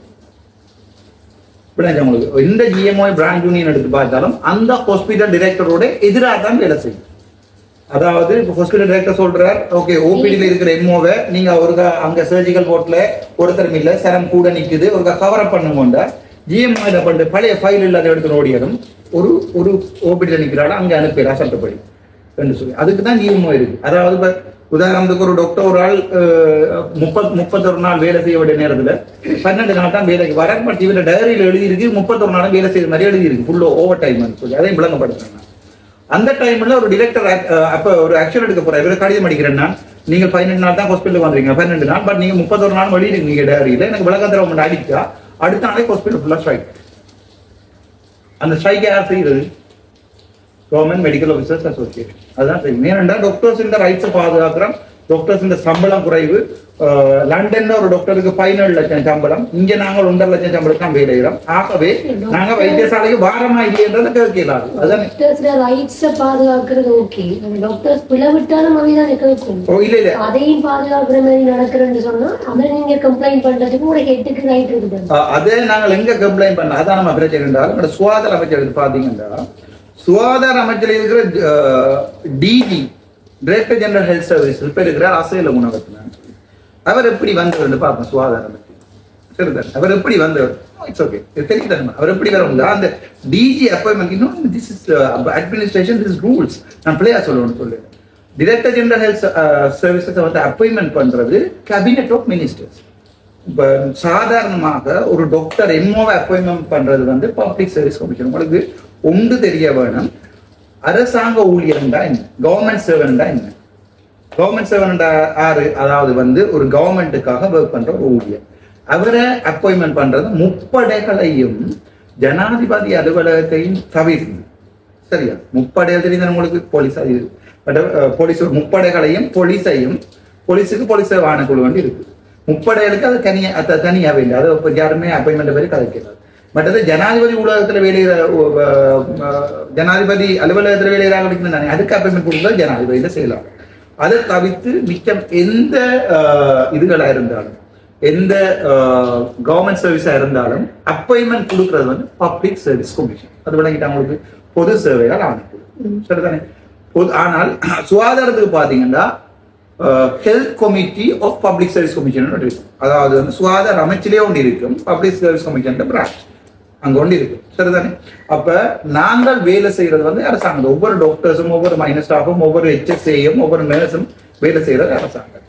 ஆனால் அப்பாயின்மெண்ட் பாத்தீங்கன்னா டாக்டர்ஸ் அப்பாயின்மெண்ட் ஒத்தாரிட்டி வந்து அதோட டாக்டர்ஸ் எப்படி அப்பாயின்மெண்ட் பண்ண படி நம்ம சொன்னா அதுக்கு இருக்குது மெடிக்கல் சர்வீஸ் மினிஸ்டர். அது ஒரு சரி, அது சம்பந்தம் நீங்க விளங்கி கொள்ளும். 2014ஆம் ஆண்டு தான் இந்த கம்ப்ளீட்டாவே மெடிக்கல் சர்வீஸ் மினிட்ஸை அமெண்ட் பண்ணினார். அதாவது வந்து ஒரு ப்ராப்பர் மெடிக்கல் சர்வீஸ் மினிட்ஸை எழுதினது. அந்த மெடிக்கல் சர்வீஸ் மினிட்ஸ்ன்றது என்னன்னா ஒரு ஆக்ட், உங்களுக்கு தெரிந்த பார்லிமெண்ட் ஆக்ட். அந்த பார்லிமெண்ட் ஆக்ட் வந்து 2014ஆம் ஆண்டு 11ஆம் மாதமும் டே 2014 ஆக்ட் ஆனதுமா ஒரு ஸ்ட்ராங்கான ஆக்ட் உண்டு. அதுல தான் ஒரு எம்ஓவை ஒரு டென்டல் ஆஃபீஸர் எப்படி மெடிக்கல் ஆஃபீஸர்ஸ் இருக்குல்ல, இல்லை டென்டலும் வருது, டென்டல் டாக்டர்ஸும் எப்படி அப்பாயின்மெண்ட் பண்றது, அதுக்கு என்னென்ன குவாலிஃபிகேஷன் இருக்கணும், அவரோட சேலரி ஸ்கேல் என்ன, SL2 SL3 அவருடைய டியூட்டிஸ்ல அவருடைய எந்தெந்த ஹாஸ்பிட்டலுக்கு அப்பாயின்மெண்ட் பண்றது, எந்தெந்த ஹாஸ்பிட்டல்ல அவர் ஒர்க் பண்ணலாம் என்ற ஃபுல் டீடைலும் மெடிக்கல் சர்வீஸ் மினிஸ்ட்லாம் இருக்கு. ஸோ எங்கண்ட அப்பாயின்மெண்ட் சம்பந்தமான கவர்மெண்ட் லீகல் டாக்குமெண்ட் வந்து ஆக்ட் வந்து மெடிக்கல் சர்வீஸ் மினிஸ்டர். அதை 2019 ஆண்டுலையும் அமெண்ட் பண்ணினவர், 2021 அமெண்ட் பண்ணினவர், 2023 அமெண்ட்மெண்ட் அவங்களுக்கு தெரியும் தானே. அமெண்ட்மெண்ட் என்ன, அதில் இருக்கிற சின்ன சின்ன பிள்ளைகளை திருப்பி திருத்தம் செய்யும். இதுதான் medical service minister. Medical service மினிஸ்டர்ல இருக்குதுன்னா ஒரு அப்பாயிண்டிங் அத்தாரிட்டி யாருன்னு கேட்டா அது ஒன்றில் பப்ளிக் சர்வீஸ் கமிஷன் அல்லது சம்பந்தப்பட்ட அந்த லோயர் வேர்ல்டு பேர் எனக்கு வழக்கு போட்டு போயிட்டு அவருக்கு காட்டுங்க, அவர் ஒரு கோர்ட்ல அவர் காட்டினா அவருக்கு விளங்கு கேட்டா அட்மினிஸ்ட்ரேஷன் அர்ச்சனாக படிப்பிக்க கூடாது. லோவுக்குள்ளே நின்றோம், அட்மினிஸ்ட்ரேஷன் எங்களுக்கு படிக்க கூடாது. அப்ப நாங்கள் ஒரு சம்பந்தப்பட்ட கோர்ட்ஸ்லேயே சொன்னா ஐயா ஆக்ட பேரணும் சொல்லி என்னால் ஆக்டில் கிளியரா இருக்கு. அப்பாயிண்டிங் அத்தாரிட்டி வந்து பப்ளிக் சர்வீஸ் கமிஷன். ஸோ நான் ஒரு ஹாஸ்பிட்டல் டைரக்டரா இருந்தோடனே ஒரு நர்ஸுக்கு அப்பாயின்மெண்ட் கொடுக்கலாமோ இல்லை. நான் ஒரு பிடிஹெச்எஸ் பிடிஹெச்எஸ் ப்ரொவின்சியல் டைரக்டர் ஹெல்த் சர்வீஸ் இருந்து வந்து என்னோட டாக்டர் இங்கே அப்பாயின்மெண்ட் பண்ணலாமோ இல்லை. விளங்குது உங்களுக்கு பிரச்சனை. அது யார் அப்பாயின்மெண்ட் கொடுக்கணும்? பப்ளிக் சர்வீஸ் கமிஷன் தான் கொடுக்கும். அல்லது அப்பாயிண்டிங் அத்தாரிட்டி ஸ்ட்ரோக் போட்ட அப்பாயிண்டிங் அத்தாரிட்டி. அந்த அப்பாயிண்டிங் அத்தாரிட்டி யாருன்னு சொன்னா secretary of health ministry of health. அதால டாக்டர்ஸ் அப்பாயின்மெண்டா இருந்தாலும் சரி, டென்டல் ஆஃபீஸர்ஸ் அப்பாயின்மெண்டா இருந்தாலும் அது கொடுக்கப்படுறது சுகாதார அமைச்சின் செக்ரட்டரியால மட்டுமே வேற யாராலுமே கொடுக்க. அதனாலதான் அப்போ நான் சொல்லிக் கொண்டேன். இப்போ நான் பெரிய அன்பார்ச்சுனேட்லி இப்போ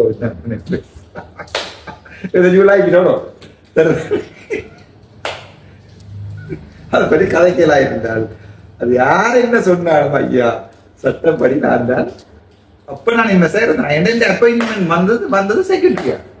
இங்க எங்க சமன் பத்திரன் ஐயா தான் கடிதம் அடிச்சு கொண்டு ஓடி இருந்தவர் ஸ்பீட் அரைவ் பண்ணி கொண்டு ஓடி வந்து போலீஸையும் கூட்டி வந்து உங்களை நான் இப்ப திருப்பி மினிஸ்ட்ரிக்கு அனுப்புறேன் கடிதம் தான் வந்துட்டேன். அப்பதான் கதிரை எழுத்து போட்டிருந்தேன். நான் முடிஞ்ச அரெஸ்ட் பண்ணேன். 7 மணி போலீஸ்கார சொல்லி போட்டாங்க ஐயா இது டாக்டர் மேடம் அரெஸ்ட் பண்ணி கூப்பிட்டது கடிதம். அதனாலதான் அண்டை வரைக்கும் நான் எழுப்பேன்.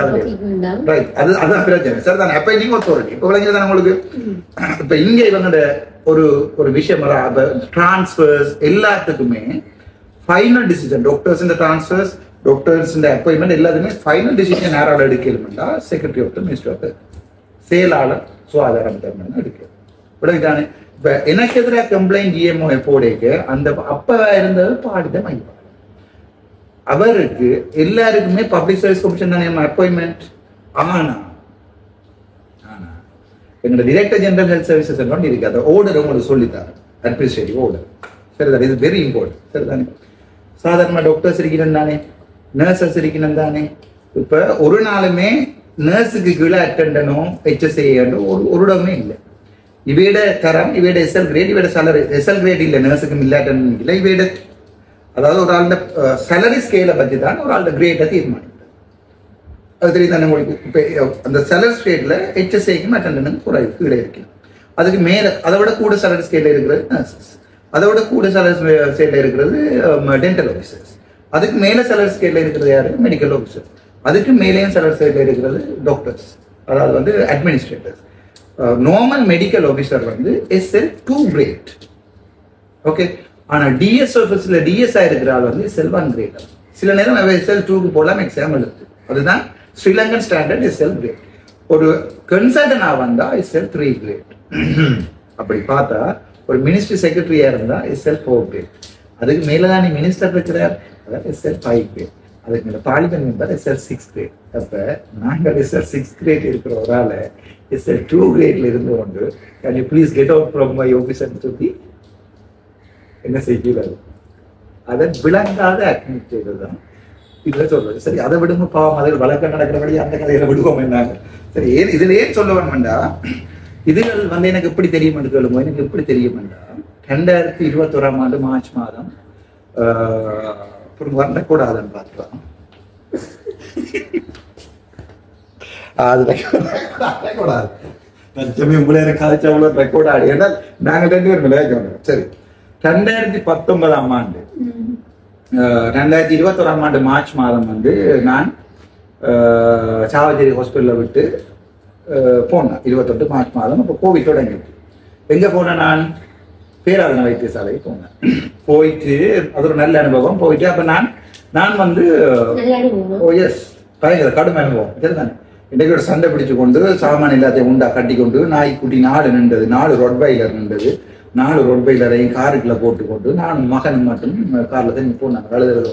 அப்ப ஆனரவுல யோசிச்சுன்னா நான் வாழ்க்கையில திருப்பி ஜாழ்ப்பாணம் திருப்பி பாருங்க ஆனரவை தாண்டி போயிருக்கல. என்ன நடந்தாலும் என் பொடியை இழுத்து கொண்டு இந்தியாவில கொண்டு இருக்க வேணாம் வந்து மனசை யோசிச்சு தான் போனேன். அது ஃபேஸ்புக்லையும் போட்டேன். நேரம் 3 நாள் லைக் பண்ணுவாங்க. அப்ப கணக்கு எடுக்கிறீங்க ஒருத்தர் பேஸ்புக் என்ன போஸ்ட் போட்டாலும் யாரும் கணக்கு எடுக்கிறது. இந்த இவன் ஜனாதிபதியை பற்றி கிளிக்கலினாலும் 3 லைக் தான் பெற வேண்டாம். இந்த பேஸ்புக் போஸ்ட் லைக் பண்ண பயப்படுவாங்க. சரி அதை விடுவோம். போயிட்டு பேராதனையா போன பிறகு நான் அப்ப நொதர்ன் ப்ராவின்ஸ் டிஃபிகல்ட் ஸ்டேஷன் லிஸ்ட்ல நொதர்ன் ஃபர்ஸ்ட் டைம் நான் அந்த டிஃபிகல்ட் ஸ்டேஷன் லிஸ்ட்ல ஃபர்ஸ்ட் டைம் நான்.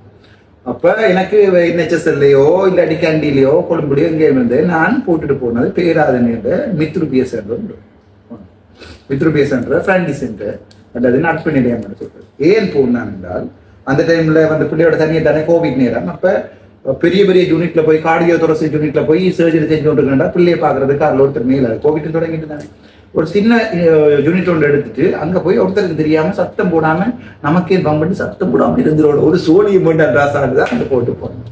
போயிட்டு 1 வீக் மித்ருபிஎஸ் அங்கே 1 மித்ருபிஎஸ் ரூமே இல்லை. இப்போ போயிட்டு சரிட்ட டியூட்டி ரிப்பேர் பண்ணி போட்டு அங்கே நடந்த போர்டுகளுக்கு போய் சும்மா பிடிஆர்டி போர்டு கிளாப் பண்ணிட்டு இல்லை. வேற என்ன சார் சொன்னேன் பிடிஆர்டி போர்டில் போய் ஒரு கிழமை இல்லை நாங்கள் மித்ருபிஎஸ் ரூமத்தில் போட்டு வந்து பார்த்தா சாருக்கு யாரை சொல்லி போட்டாங்க கடுமாளூராக தான் வந்து உங்க மித்ருபிஎஸ் ஒளியில இருந்து. அப்போ கோல் வந்துச்சு ஒரு சார் இந்த மொபைல் இருந்து இங்கே நிற்கிறீங்க கேண்டீன் சாப்பிட்டு கொண்டு போய் வாங்க அப்படி காசாண்டு போய் இருந்தேன். அப்பதான் அத்திர சார் ஃபஸ்ட்டாக பார்க்குறேன். என்றால் சாருக்கு வந்து ஃபுல்லாக மாஸ்க் போட்டு நானும் ஃபுல்லாக மாஸ்க் போட்டு மாஸ்க் கொஞ்சம் கலட்டுறீங்களா ப்ளீஸ் சார் போயிட்டு கலந்து வயசு செய்யுது. நீங்கள் தானா அது என்று போட்டு சொன்னார். நீ இன்றைக்கு போய் குவாலிட்டி மேனேஜ்மெண்ட் யூனிட்டை பொறுப்படு, இன்றைக்கு போய் பிளானிங் யூனிட்டை பொறுப்படு, இன்றைக்கு போய் ஹெல்த் இன்ஃபர்மேஷன் யூனிட்டை பொறுப்படும். இன் அடிஷன் டு தட் எந்த பர்சனல் வேலையெல்லாம் செய்ய கிடக்கு அது எல்லாத்தையும் பர்சனலா சார் வீட்டு வேலை இல்லை சாருக்கு ஒரு லெட்டர் அடிக்கிறதுக்கு அதுக்கு எல்லாம் 4 வேலை. அது தவிர மித்ருபிஎஸையும் பார்த்துக்கொள்ளணும். 5 எம்ஓஸ் இந்த வேலையை சிம்பிளா சொன்னேன். அப்போ சார் கொஞ்சம் கஷ்டம் சார் சார் இல்லை அது பிரச்சனை இல்லை. நீங்கள் போகிற டைம் வார டைம் ஹாஸ்பிட்டல் இருக்கிற டைம் அது எல்லாத்தையும் நான் பார்க்க மாட்டேன். அப்படி ஒரு சங்கமான சார். பட் எனக்கு நீங்கள் 5 எம்ஓஸ் வேலையை செய்யணுமா ஏதாவது.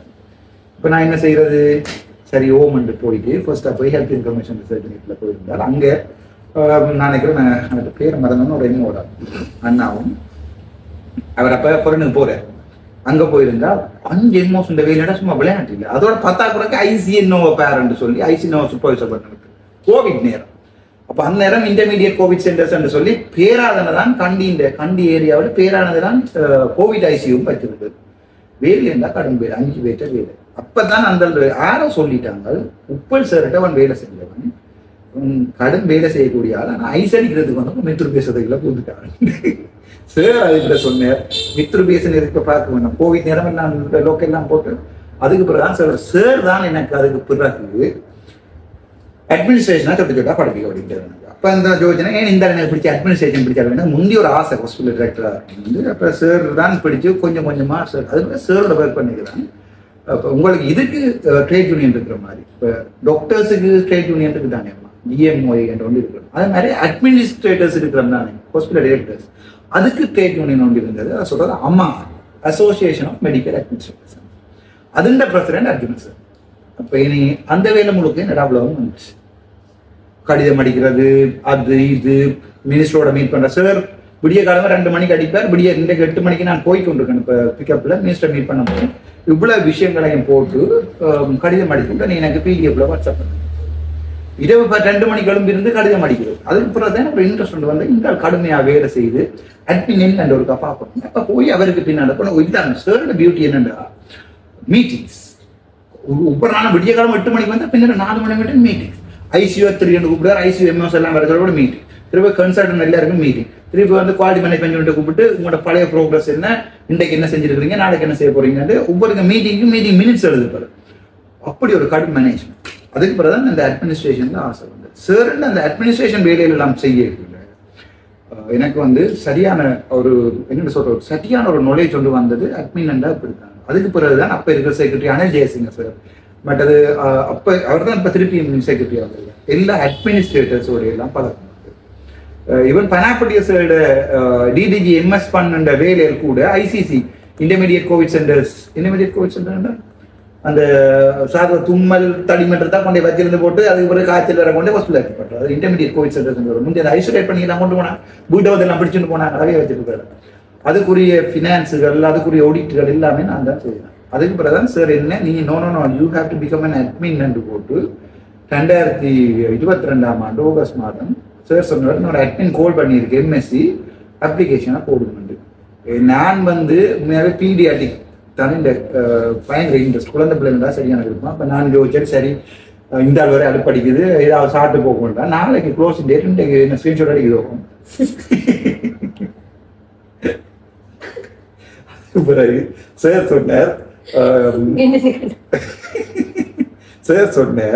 அதான் சொன்னார் ஆப்பிள் வாங்கிக்க கூடாது சரிதாரு. அது பிறகு சார் சொன்னார் நீர் எக்ஸாம் பண்ணுங்க நாளைக்கு க்ளோசிங் டேட்ல கடிச்சுக்கிட்ட நீர் அப்ளிகேஷன் போட்டுட்டீங்க சார் போடுது போய் பிரிண்ட் பண்ணிட்டு வான்னு சொல்லி தண்டை கடைசி பக்கத்து சீல் மடிச்சுட்டாங்க.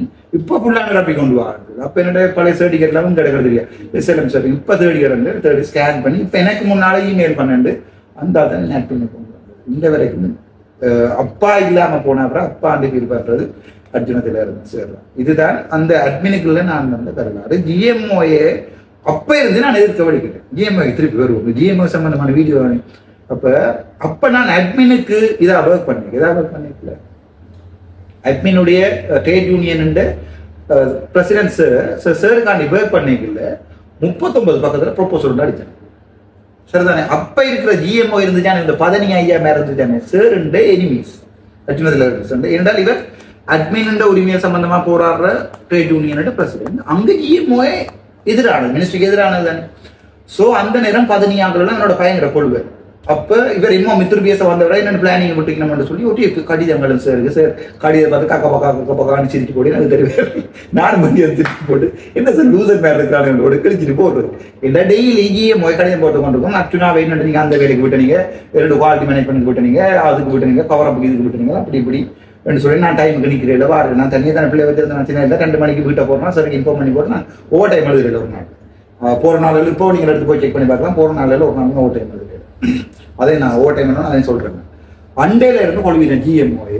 அது பிறகு அட்மின் எக்ஸாம் நான் செலெக்ஷன் எக்ஸாம் இருக்குது தானே 2020 அதுக்கு வந்து நான் எக்ஸாமுக்கு போட்டோன்னா ஜிஎம்ஓ குரூப்ல சும்மா துள்ளி அடிவாடு இவன் அட்மின் எழுத போறான் எக்ஸாம். எப்ப இருந்து ஆரம்பிச்சுட்டு தான் இருக்கும் சரிதானே. அப்போ இவன் அட்மின் எக்ஸாம் எழுத போறானா அட்மின் எக்ஸாம் எழுத போறான். இங்க ஜாக்மா ஜிஎம்ஓஏ வாட்ஸ்அப் குரூப்புக்கா இது போனது இல்லை ஒன்று எழுத போறானா சார் சொன்னார் நீ இவங்க உன்னை பாஸ் பண்ண விட மாட்டாங்க கூடாது நீ ஒவ்வொரு நாளும் கொப்பி எழுதிக்கொண்டு தான் படிக்கணும் பாஸ்போர்ட் எழுதி கொண்டு அந்த 2 மணிக்கு வேலையெல்லாம் முடிச்சு மீட்டிங் முடிச்சுட்டு வந்து 4:05 மணி மட்டும் இருந்து பாஸ் பேப்பரை செய்யா அள்ளுப்படின்னா பயங்கர அள்ளுப்படி. நான் அதோட 110 அந்த படிப்பிச்சதோட 110 அதான் அந்த வந்து ரியல் அது ப்ராக்டிக்கல் எக்ஸாம் தான் வரும். 2 எம்ஓஆர் அடிபடினா நீங்கள் என்ன செய்வீங்கன்னா கேள்வி வரும். சினாரியோ அப்ப எல்லாரும் ஆன்சர் 2 பேரையும் கூப்பிட்டு 2 பேருக்கு மூஞ்சியை பத்தி கொடுத்துருக்காங்க. சார் அப்படி இல்லை சார் சொல்ல நோ கூப்பிட்டு விசாரிக்கணும். ஒரு முதல் இவரை கூப்பிட்டு விசாரிக்கணும் அப்புறம் அவரை கூப்பிட்டு விசாரிக்கணும் அப்புறம் என்ன இன்சிடென்ட் நடந்ததுன்னு சொல்லி அந்த ஓட்ல போய் விசாரிக்கணும். அது இப்படி இவர்கிட்ட எக்ஸ்பிளேஷன் இருக்கணும் அவர்கிட்ட எக்ஸ்பிளேஷன் இருக்கணும்னு சொல்லி நீட்டான ஆக்டின்னு சொல்லித்தரேன். அதே தான் எழுதினேன் நான் சொல்ல. நான் 119 பேர் எக்ஸாம் எழுதுறேன். ரிசல்ட்ஸ் போட்டவங்க சும்மா ஜிஎம்ஓ குரூப் எல்லாம் ஒவ்வொரு அட்மின் எக்ஸாம் பாஸ் ஆகும் பெருங்கலை இவர் எப்படி இவர் பாஸ் பண்ணினவர் நீ எனக்கு தெரிய எப்படி பாஸ் பண்ணினவர் என்று சொல்லி ரீசனை சொல்லும் கொண்டு லெட்டர் கடிதம் எழுதினார்கள் 15 எக்ஸாம் எழுதின காலத்துல இருந்து ஜிஎம்ஓஏ கடும் லவ் போயிட்டு சரிதாவே. அதுக்கு பிறகு நான் இப்ப அட்மின் உள்ள இருக்க சும்மா இருக்கணும் சரி. அப்ப இருந்து ஃபுல் பெர்ஃபார்மன்ஸ்ல ஜிஎம்ஓக்கு எதிராக ஒர்க் பண்ண விடுக்கிட்டேன். அதாவது இவ இந்த ஜிஎம்ஓயில் இருந்த ஒரு கொஞ்சம் பேர் தான் எல்லாத்தையும் மினிஸ்ட்ரியை மாற்றி படைக்கிறோம். உங்களுக்கே தெரியும் பெரிய பெரிய ஸ்ட்ரைக்கள் எல்லாம் செய்து இவ ஜாழ்ப்பாணத்துல ஓலையிலும் ரீதியா ஓபிடியை நிப்பாடுற மாட்டேன். நான் தனி சிங்கிள் மோஷன் போட்டு ஜிஎம்ஓயை நான் இங்க இருந்து திலத்தாடி பார்லிமெண்ட்ல மோஷன் போட்டு ஜிஎம்ஓ உண்டே நான் இல்ல பண்ணிலேன்டா இந்த 5 வருஷத்துல பாருங்க. அதையும் இருக்கு அது சுகாதாரம் ஆட்டோமேட்டிக்காவே 169. நான் உங்களோட நெய்கேக்குள்ள பார்த்துருக்கிறேன் நிறைய டாக்டர்ஸ் கால் பண்ணுவாங்க உங்களுக்கு கால் பண்ணி உங்களுக்கு ஜிஎம்ஓல அப்படி நடக்குது இப்படி நடக்குதுன்னு உங்களுக்கு சொல்லுவாங்க. நான் பார்த்துருக்கிறேன். ஏன் இவங்களுக்கு கதைக்கிறாது இல்லை ஏன்னு சொன்னா நான் நிற்கிற ஒரு 100 டாக்டர்ஸ் இருக்கிறாங்கன்னா அப்படி ஒரு 50 டாக்டர்ஸ் ஆச்சும் ஜிஎம்ஓக்கு அகெயின்ஸ்டா கதைக்கிறாங்க. இதை கதடா அதை கதடா அப்படின்னு சொல்றாங்க. அப்ப ஏன் உங்களுக்கு பிரச்சனை நடக்கல அந்த 50 டாக்டர்ஸ் உங்களுக்கு வேற இல்லை என்னண்டா ஒரு படம் ஒன்று இருக்கு பாத்தீங்கன்னா அதுல எல்லாருமே டாக்டர்ஸ் வந்து எப்படி ஒபியஸா தெரியுது சம்திங் ராங் சொல்லி. அப்ப அது அந்த பிடிக்காத டாக்டர்ஸ் எல்லாரும் வெளியே வரலாம் தான் நினைக்கிறேன். அந்த டாக்டர்ஸ் எப்படி ஆனார்கள் ஏ லெவல்ல பயோ எக்ஸாம் எடுத்து போறேன்னு சொன்னா இருக்கிற இடம் தெரியாம இருந்துட்டு போயிடும். 98 வீதத்துக்கு சரியா பின்பக்கத்தால் மெல்லமா சைக்கிளை கொண்டு விட்டுட்டு அப்படி குடியால மறைச்சு கொண்டு வந்து போட்டுக்குள்ள போனோமா கிளாக் பண்ணினோமா 12 மணிக்கு வீட்டை போயிடுவோம்ன்றதான் முழுப்பேட்டையும் பிரச்சனை. என்னண்டா ஒருத்தன் துணிஞ்சு கதைக்கிறான் வார டைம் போற டைம்ல இருந்து தொடங்குவாங்க பிரச்சனை. ஜிஎம்ஓ சரிதானே? இவர் இந்த ஓட்டுக்கு அப்படி வந்தவர், இவர் ஏன் டிரான்ஸ்பர் அடிப்படையில் இவருக்கே நோட்டீஸ் சைன் பண்ணுது தங்கண்ட மெம்பர்ஸுக்கு எதிராகவே போய் அடிபடுவாங்க. ஜிஎம்ஓ என்ன செய்யணும்? தண்டை மெம்பரை காப்பாற்ற மெம்பர்ஷிப் ஃபீ வந்து மாதம் 2500 ரூபாயோ இன்னும் வேண்டுவாங்க. அதுக்கு என்ன நடக்குதுன்னு யாருக்குமே தெரியாது. திடீரென்று லீடர்ஷிப் ப்ரோக்ராம் ஒன்று நடந்து எல்லாரும் ஒரே மாதிரி டிஷர்ட் கொடுத்துட்டு ஒரு படம் ஒன்று வருது. என்னண்டா டாக்டர்ஸ்லயம்மா 100ல் 99 விதமானார்கள் அந்த ஒரு படம் ஒன்றுக்கு அப்பா ஒரு படம் ஒன்று இருக்கு. அந்த அதுல இருக்கு படிக்க சொல்லுவேன் தம்பி இருக்கிற இடம் தெரியாம இருந்துட்டு போயிடும். அதுக்கு காரணம் வந்து நான் நினைக்கிறேன் இந்த ஜிஎம்ஓ வழி அவங்களுக்கு ஒரு இப்படி ஒரு பிரச்சனை நடக்குதுன்னு சொல்ல போனா அந்த பிரச்சனையை அவங்க அனலைஸ் பண்றாங்க. அப்படியே அதுக்கு மூடி மறைச்சு டாக்டர்ஸை காப்பாத்துற மாதிரி தான் போகுது. அது என்ன நடக்க மாட்டேன். உதாரணத்துக்கு ஒரு டாக்டர் ஒரு ஆள் திருப்பி காய்ச்சிட்டேன், நான் திருப்பி காய்ச்சிட்டேன், நான் சாதாரணமோ திருப்பி காய்ச்சிட்டேன். நாளைக்கு போய் டிரெக்டருக்கு ப்ரெஷரை கொடுப்பாங்க. இவர் வார டைம் போற டைம் எல்லாம் நீங்க பார்க்கலையா நாங்க முழு பேரும் ஸ்ட்ரைக் அடிப்போம். உண்மையா பார்த்தா ஹாஸ்பிட்டல்ல ஜிஎம்ஓ என்று சொல்லி தவில் அடிச்சு ஒரு சிறிய 3 நாள் தான் இருக்கும். அதை பிடிச்ச ஒரு நாளைக்கு செம்மையா பச்சை மட்டையால சாத்தினா இந்த ஹாஸ்பிட்டல் நீட்டா இருக்கும். ஜிஎம்ஓ ஆக்ஷன் எடுக்காட்டிக்கு அடுத்த ஸ்டெப்ஸ் அங்க போகலாம். இல்ல இப்படித்தானே நான் எந்த क्वेश्चन வந்து இப்ப நான் ஒரு பேஷண்டா போறேன் ஹாஸ்பிட்டலுக்கு. எனக்கு எனக்கு ஒரு பிள்ளையான மெடிக்கல் நெக்லிஜென்ஸ் ஒன்று நடந்துது. இப்ப நான் அந்த கோர்ஸுக்கு போறதை தவிர்த்து கோர்ஸுக்கு போகும். அதை விட வேற இப்ப குறிப்பிட்ட டாக்டருக்கு ஆக்ஷன் எடுக்கணும்னு சொன்னா ஜிஎம்ஓ மூலமா ஆக்ஷன் ஜிஎம்ஓ மூலமா நீங்க டாக்டரை காப்பாத்துற ஜூனியர் இல்ல அது நீங்க போய் ஜிஎம்ஓ மூலமா ஆக்ஷன் எடுப்பீங்க. நீங்க போய் டைரக்ட் ஹாஸ்பிடல் டைரக்டருக்கு ரைட்டிங்ல இன்ஃபார்ம் பண்ணுவீங்க. இது சம்பந்தமா பப்ளிக்கு ஒரு ரிவ்யூ மாதிரி சொல்லுங்க. இப்ப உதாரணத்துக்கு பாப்பா நீங்க ஓபிடிக்கு வந்துட்டீங்க 8 மணிக்கே வந்து இருந்துட்டீங்க. 11:30 வரைக்கும் ஓபிடி டாக்டர் வரையில 11:30க்கு தான் ஆறுதலா கார் எல்லாம் பார்க் பண்ணி போட்டு ராஜா மாதிரி வந்து பேசின விடுங்க கொண்டா வண்டி வேற கிளாக் பண்ண வலிக்கிறார். 8 உங்களுக்கு இப்ப கோவம் வந்துச்சு. நீங்க ஒரு ரிட்டையர் பிரின்சிபல் தென் இவர் 8 மணிக்கு வர வேண்டிய 11:30 வர போறீங்க. நீங்கள் அந்த கோபத்துல இருக்கிற காய்ச்சலோட இன்னும் நடுங்கி கொண்டு போறீங்க டிரெக்டர் ஆஃபீஸுக்கு. நான் டிரெக்டர் பற்றி சொல்லல. இப்ப உங்களுக்கு தெரியும் தானே விசாரணை பண்ணது போய் மசாலா அவரோட ஆஃபீஸுக்கு போறீங்க. அவரோட ஆஃபீஸுக்கு போறதுக்கு முன்னமே நீங்க என்ன செய்யணும்? பெர்மிஷன் எடுக்கணும் 3 நாளைக்கு. இல்ல நார்மலா இது எல்லா ஹாஸ்பிட்டல்லயும் நடக்குறோம். லேட்டா வருது பிந்தி பிள்ளையான ட்ரக்ஸ் எல்லாம் கொடுக்கறது அப்படி இருந்தா ஒரு நார்மல் பேஷண்டா நாங்க அடுத்தது ஹாஸ்பிட்டலுக்குள்ள இங்க சொல்லுவோம். உங்களுக்கு ஒரு அநீதி நடந்தது. நீங்க போர்ட்ல நிக்கிறீங்க மாறி ட்ரக் ஏத்திட்டீங்க ஏற்றினவங்க ஒரு ரியாக்ஷன் வந்துட்டு அப்ப அதெல்லாம் நடந்துச்சு. நீங்கள் உங்களோட பிள்ளைய அட்மிட் பண்ணிருக்கீங்க 8 மாத பிள்ளைய இப்பெல்லாம் நடந்துட்டு உங்களுக்கு கோவம் வைங்க நீங்க இதை இன்ஃபார்ம் பண்ண வேண்டியது யாரு? ஹாஸ்பிட்டல்ல டிரெக்டர். Right right. இப்போ நான் தான் சாவச்சேரி எம்எஸ் எனக்கு ஆக்ஷன் நீங்க கம்ப்ளைண்ட் பண்ணிட்டீங்க ஐயா மாறி ட்ரக் ஏற்றிட்டா இந்த பிள்ளைக்கு எல்லாம் வாயெல்லாம் வீங்கி கொண்டு வந்தது ரிப்போர்ட்ல ஓகே. பட் பிள்ளை ட்ரக் பிள்ளைய ஏற்றி போட்ட மாதிரி நாங்கள் விளங்கிட்டு எக்ஸ்பயர் நான் ட்ரக் எனக்கு இன்கொயரி செய்யணும் சொல்லி எனக்கு இன்ஃபர்மேஷன் வந்தால் நான் சொல்லுவேன் நீங்க இதை எனக்கு இன்ரைட்டிங்ல எழுதி தாங்க. ஆனா சாவச்சேரி எம்எஸ் கேட்க நான் முதல்லாம் ஃபர்ஸ்டாக இருக்கிறேன். அதான் நான் விட்ட பிள்ளை உடனே ஓட்டுக்கு கோல் அடி சொல்லுவேன். பிஎஸ்டி எனக்கு சரிதானே? இரண்டால் அங்க மாத்தி வெட்டி எழுதிருக்கேன் தானே. இந்த வேலை செய்யற பிள்ளைகிட்ட சொல்லுவேன் பிஎஸ்டியை போட்டோ உபயோகிக்கும் அடிச்சு நான் வச்சிருக்கேன். அது வரைக்கும் கிளாக் பண்ணப்பட்ட பிஎஸ்டி அப்படியே வச்சிருக்கேன். பிஎஸ்டி திருப்பி அனுப்புவேன். நாங்கள் அனுப்பி கூட அங்கே நர்ஸ் டாக்டருக்கு எடுத்தோன்னு பேசக்கூடாது தானே பாவம் தானே. அங்க இருக்க அட்டெண்டர் ஃபர்ஸ்டாக கூப்பிட்டு சொல்றேன் இன்றைக்கு இந்த பிள்ளைக்கு ட்ரக் ஏற்றப்பட்டதை நீங்க கண்டனீங்களா இல்லையா? கண்டனான ஐயா இந்த ட்ரக்கை நர்ஸ் தான் ஏற்றணும். எந்த நர்ஸ் ஏற்றினவா இவ தான் ஏற்றணும். நர்ஸ் கூப்பிட்டேன் அம்மா இங்கே வாங்க இந்த ட்ரக்கை நீங்க அனுப்பிங்க ஏத்தினீங்களா இல்லையா அந்த நேரம் சொல்லுவா ஓமையா இது டாக்டர் எழுதிருங்க பிஎஸ்டியில் அதை நான் எழுதினேன் அதுக்கு பிறகுதானமா நான் டாக்டரை கூப்பிட்டேன் தம்பி இங்க வாப்பு ட்ரக் மாறி எழுதிட்டியா என்ன நடந்தது இப்படி எழுதினீங்க அதுக்கப்புறம் சொன்னா இல்லை நான் கன்சல்டன்ட் கால் பண்ணி சொன்னேன்னா கன்சல்டன்ட் ஹாஸ்பிட்டல்ல நிக்கல அவ வீட்டை ரெண்டு வந்து சொன்னவா இந்த ட்ரக்கை போடுவோம் இப்ப எங்க பிரச்சனை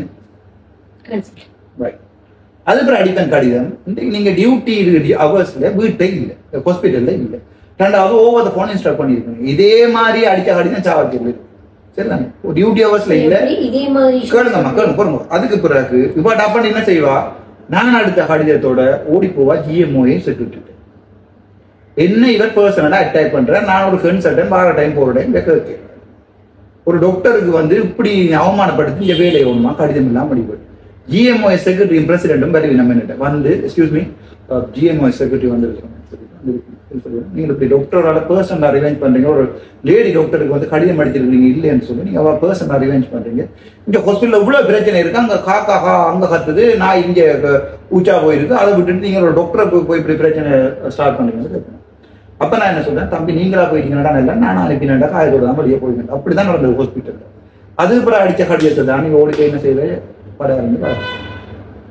உடனே அவங்களுக்கு இப்ப இதுதான் சாதாரணமான நீட்டான அட்மினிஸ்ட்ரேட்டர் செய்ய வேண்டிய வேலை ஆனா அதையும் விட்டு போட்டு இதை சமாளிக்கலாம் அப்படி இப்ப இது இங்க யாழ்ப்பாணத்துல இல்ல இல்ல இடம் டிரெக்டர் மாதிரி என்ன செய்யறேன்னு தெரியுமே கால் பண்ற நேரம் ஃப்ரெண்ட்ஸ் நீங்க இல்லையா ஹாஸ்பிட்டல்ல ஒரு சின்ன இஷ்யூ கொண்டு வந்திருக்கு டப்புன்னு வாங்கும் வந்துட்டு கேண்டீனுக்கு சாப்பிட போனேன்ட்டு டப்பு நீங்க போட்டுக்கு போங்கோ நான் அதை பேஷண்டோட கழிச்சு சமாளிப்பேன் பேஷண்ட் எடுத்துட்டு நான் ஹாஸ்பிட்டலுக்கு இந்த ரூமுக்கு எடுத்து ஜென்டில்மேன் மாதிரியே கதை என்ன மாட்டதை நீங்க போய் கன்சல்டன்ட் இல்லையா அப்படியா இல்ல கன்சல்டன் விடக்கூடாது போறவங்க பாருங்க போட்டு கடிப்பம் பண்ணி போட்டு மற்ற பக்கத்தால போனது நிற்பேன் அங்க கன்சல்டன் நிக்கிறாவா அவ அங்க நிப்பா வெயிட்ஸ் அப்ப சொல்லுவேன் அவ வந்து சாப்பிட போற நேரத்துல இது அப்படி நடந்துட்டு இனிமே எப்படி நடக்காம நீங்க இப்படிதான் இது இல்ல இது நான் ரியலா பிரச்சனை பிடிக்கப்படிக்கிட்டதான் பிரச்சனை வந்தது நீங்க ஒரு பிரச்சனை நேரம் டிரெக்டர் தானே இன்ஃபார்ம் பண்ணணும் ஒரு முதுகெலும்புள்ள டிரெக்டர் நீங்க ஜாழ்ப்பாணத்துல காட்டுங்க இதுவரைக்கும் வைசாலினி கையை தூக்கி வெட்டினவங்க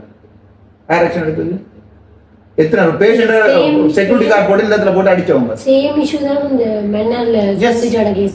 கேஸ் அன்றைக்கு நான் இருந்திருந்தா மன்னார் ஹாஸ்பிட்டல்ல நான் ஹாஸ்பிட்டல் குவார்டர்ஸ் தான் இருந்திருப்பேன் அது எந்த பாலிசி சரிதானே ஹாஸ்பிட்டல் குவார்டர்ஸ் இருந்திருப்பேன் அன்றைக்கு டெத் எனக்கு டெத் என்றால் அதுக்கு எல்லாம் ப்ரொசீஜர் இருக்கு சர்க்குலர்ஸ் இருக்கு டெத் என்றால் பிஎஸ்டி அனுப்பப்படணும் படாரு டிரெக்டர் உடனே டெத் என்றால் ஓவர் ஃபோன் இன்ஃபார்ம் பண்ணுவோம் இதை 2 மணிக்கு டெத்தா 3 மணிக்கு டெத்தா ஓவர் ஃபோன் இன்ஃபார்ம் பண்ணிடுவோம் நீங்க குவார்டர்ஸ்ல இருந்தா நான் 10 நிமிஷம் வாங்கி ஆஃபீஸுக்கு வந்துடுவேன் நேராக போட்டுக்கே போயிருப்பேன் சொல்லிப்பேன் பிஎஸ்டியை கொண்டு வாங்க முதலாவது பிஎஸ்டியை கொண்டு வந்து வருவேன் பிஎஸ்டியை ப்ரிசர்வ் பண்ணணும் மட்டும் சர்க்கிள்லே இருக்கு போட்டோ காப்பி அடிச்சு இந்த டெஸ்க்கு இந்த பர்சனல் லோக்கர்ல போட்டிருப்பேன் பிஎஸ்டி என்ன நீங்க என்ன செய்யலாது போட்ட பண்ணல சரிதானே அதுக்கு பிறகு அண்டு இருந்த டாக்டர்ஸ் அவ்வளவு எப்படி 9 மணிக்கே சமன் பண்ணியிருப்பேன் வாங்க அண்டு டியூட்டியில இல்லாத அவ்வளவு பேருக்கும் அடிச்சிருப்பேன் டிஓபி வெக்கேஷன் ஆஃப் போஸ்ட் டியூட்டியில இல்லை தானே நீங்கள் இல்லை அதுக்கு பிறகு இந்த டெத்தை நான் ஒரு நியாயமான விதத்துல இன்கொயரி பண்ணியிருக்கேன் டாக்டர்ஸையும் பாதிக்கக்கூடாது பேஷண்ட்டும் பாதிக்கக்கூடாது அன்றைக்கு இரவு 12 மணிக்கு பார்த்த டாக்டர் அன்றைக்கு இல்லையோ அவருக்கு அன்றைக்கு டிஓபி எல்லா டாக்டர்ஸும் நிக்கிற மாதிரி ஒவ்வொரு நாளும் டிரெக்டர் ஓடி போய் பார்த்துட்டு இருக்கல தானே அண்டவர் இல்லையா விட்னஸோட இருக்கா நாலு விட்னஸோட எழுதி வச்சிருப்பேன் ஒரு கடிதம் ஒன்று வரைக்கும் கேள்வி அந்த அடிச்சிருப்பேன் பிஓபி இந்த விஓபி அந்த அடுத்த நாள் காலம் 8 மணிக்கு ரெஜிஸ்டர் பண்ணியிருப்பேன் பப்ளிக் சர்வீஸ் கமிஷனுக்கு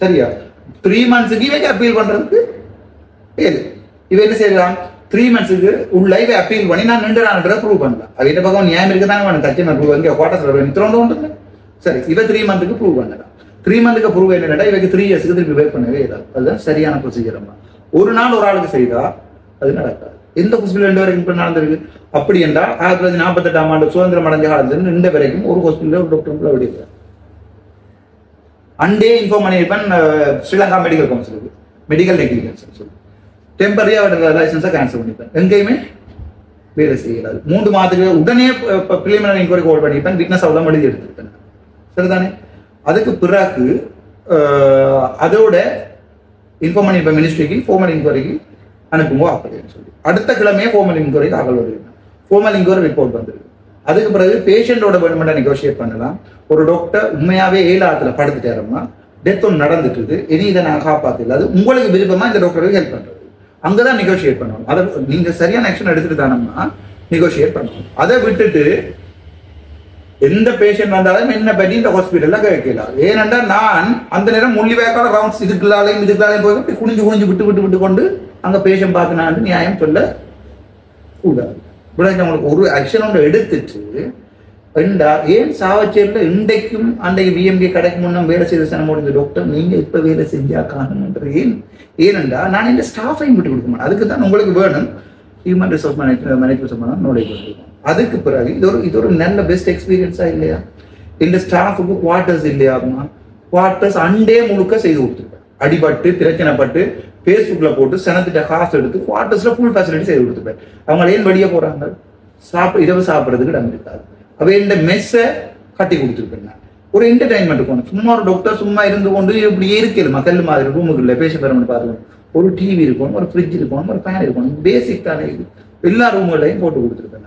நான் இந்த ஸ்டாஃபையும் பார்த்தபடியாதான் ஹியூமன் ரிசோர்ஸ் மேனேஜ்மெண்ட் சொல்றது என்னன்னா, நீங்க உங்களோட ஸ்டாஃப் எவ்வளவு விரும்புறீங்களோ அதே லவ் தான் உங்களோட ஸ்டாஃப் போய் பேஷனை கேர் பண்ணுங்க. நான் அவ்வளவு ஸ்டாஃபையும் அப்படித்தான் சந்தோஷமா வச்சிருந்தேன். ஆனா 1-2 பேரால தான் இந்த சார்ஜரி பிரச்சனை, ஈகோவால அந்த சார்ஜரி பிரச்சனை கிளம்பினார். மற்றபடி அந்த டாக்டர்ஸ் 25 பேர்லையும் 19 பேர் 18 பேர் பொண்ணோட சாய்ப்பு. அதான் ரியாலிட்டி. சரி, இப்ப உங்களுக்கு சொல்லுங்க, ஹாஸ்பிட்டல் டிரெக்டர் போய் இன்ஃபார்ம் பண்ணினா டிரெக்டர் ஆக்ஷன் எடுக்கணுமா இல்லையா? சரியா? அந்த ஏன் டிரெக்டர் ஆக்ஷன் எடுக்கிற இல்லையா காரணம் என்னடா, ஜிஎம்ஓ ஸ்ட்ரைக் பண்ணும். சார்ஜர்ல நாள் கணக்கா ஸ்ட்ரைக் பண்ணதானே 3 நாள்.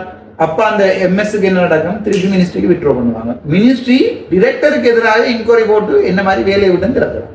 இப்ப என்ன வேலையை விட்டு திறத்தினபடியா இப்ப சொல்லுங்க, எந்த டிரெக்டராவது உண்மையா கதைச்சு ஒழுங்கா இருக்க விரும்புவாரா? இருக்கிற இடம் தெரியாம இருந்துட்டு போகணும். இதேதான் இன்றைய காலங்கள். நீங்க சொல்றபடி பார்த்தா நிறைய டாக்டர்ஸுக்கு வந்து நிறைய கம்ப்ளைண்ட்ஸ் போயிருக்கும். சோ இப்படியான ஆக்ஷன் எடுக்கலாம், இண்டிபெண்டன்ட் ஆக்ஷன் எடுக்கலாது. இங்க முழுக்க ஊழல். இப்போ ஓப்பனா ஒரு விஷயம், வைஷாலிஞ்ச கைவெட்டுப்பட்ட கேஸ், சிந்துஜாட அந்த ஓவர் ப்ளீடிங் கேஸ் எல்லாம் ஒபியஸா அது மெடிக்கல் நெக்லிஜென்ஸ்ல வருது.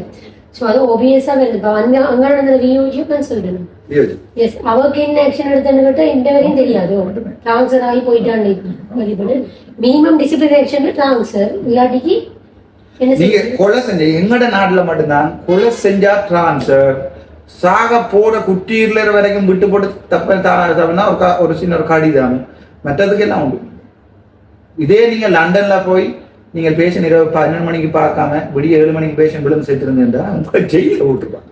சோ ஃபைனலா ஹாஸ்பிடல்ல ஏதாவது பேசிக்கா இஷ்யூஸ் சொன்னா டைரக்டர் ரைட்டிங்ல வீடியோ மற்றொன்று இருக்கு. இப்ப நான் சார்ஜரி போன உடனே எல்லா இடமுமே எழுதி இருந்தது. முதல்ல அந்த சார்ஜரி எம்எஸ் இருக்காதானே இருக்கா 2 பேர் சொல்லணும். அவர் வந்து தயாலினி மகேந்திரன், அதுக்கு பிறகு வந்து குமார்.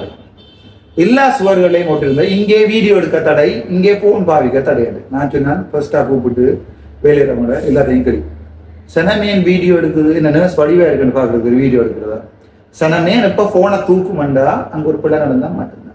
நான் சாவச்சேரியில வேலை செய்த நாட்கள்ல முழு போட்டையும் காட்டி இருந்தான், எல்லாம் கொண்டு இருந்தான். சனம் என்ன விஷயம் பண்ணாலும் வீடியோ எடுப்பாங்க. எது வீடியோ எடுக்கிற பிள்ளைண்டாம அப்ப நான் ஒரு ஃபீமேல் பேஷண்ட், இன்னொரு டாக்டர் வந்து எக்ஸாமினேஷன் செய்வதற்கு ஒரு பெட்ல இருக்கலாம், நைஸ் அப்படி எடுத்தா அந்த உடுப்பு காட்டு, அதுதான் பிள்ளை. மற்றபடி டாக்டர் 9:30 தான் வாரம் ஒரு வாரம் ஒரு பிள்ளை எடுத்து ஒரு பிள்ளையும் இல்லை. நீங்க இப்படி சொல்லலாம். ஓட்டுக்குள்ளுக்குள்ள வீடியோஸ் எடுக்க கூடாது ஒரு சைக்கிளும் இல்லை. எங்க இப்ப யாழ்ப்பாணம் போதனா சில பாத்தீங்கன்னு சொன்னா உங்களுக்கு இல்லைனா உங்களுக்கு போன் பாவிச்சா ஒரு நட்டவடி எடுக்கப்படும். ஒரு சர்க்குலரும் மினிஸ்ட்ரி ஆஃப் ஹெல்த்ல இல்ல, ஹாஸ்பிட்டலுக்குள்ள போன் பாவிக்கலாது, வீடியோ எடுக்கலான்னு ஒரு சர்க்குலரும் இல்லை. முடிஞ்சா கொஞ்சம் எடுக்கணும். நீதிபதி இளஞ்செழியன் ஐயா சொல்லியிருக்காரு, எப்ப அவங்களோட உயிருக்கு ஆபத்தோ நீங்க வீடியோ எடுக்கலாம். நீ சட்டம் என்ன சொல்லுங்க, கோர்ட்ஸுக்கு கொண்டு என்ன கேட்குறீங்க? நீங்க எவிடன்ஸ் எவிடன்ஸை காட்ட வலிக்கிட்டா அதுக்கு திருப்பியே கொண்டு வளர்க்கலாம். ஹாஸ்பிட்டல்ல ஒட்டி இருந்தாலும் கூட எடுக்கலாம்.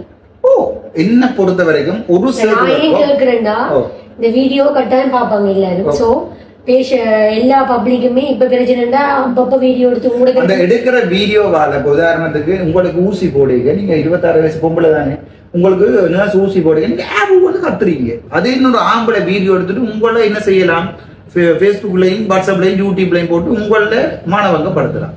அந்த நேரம் வீடியோ எடுத்தவருக்கு வந்து சட்ட ரீதியாக நடவடிக்கை எடுக்கலாம். அதாவது பேஷண்ட முகத்தை இந்த டிசீஸோட இருக்கிறாண்டெல்லாம் எடுக்க இல்லாது. அது உங்களுக்கு. ஆனா நாங்க ஸ்டூடெண்டா படிக்கையே பேஷண்ட்ஸ் கேட்டுட்டு பேஷண்ட்ஸ் இந்த கன்சென்ட் எடுத்து போட்டு வீடியோ எடுக்கணும்.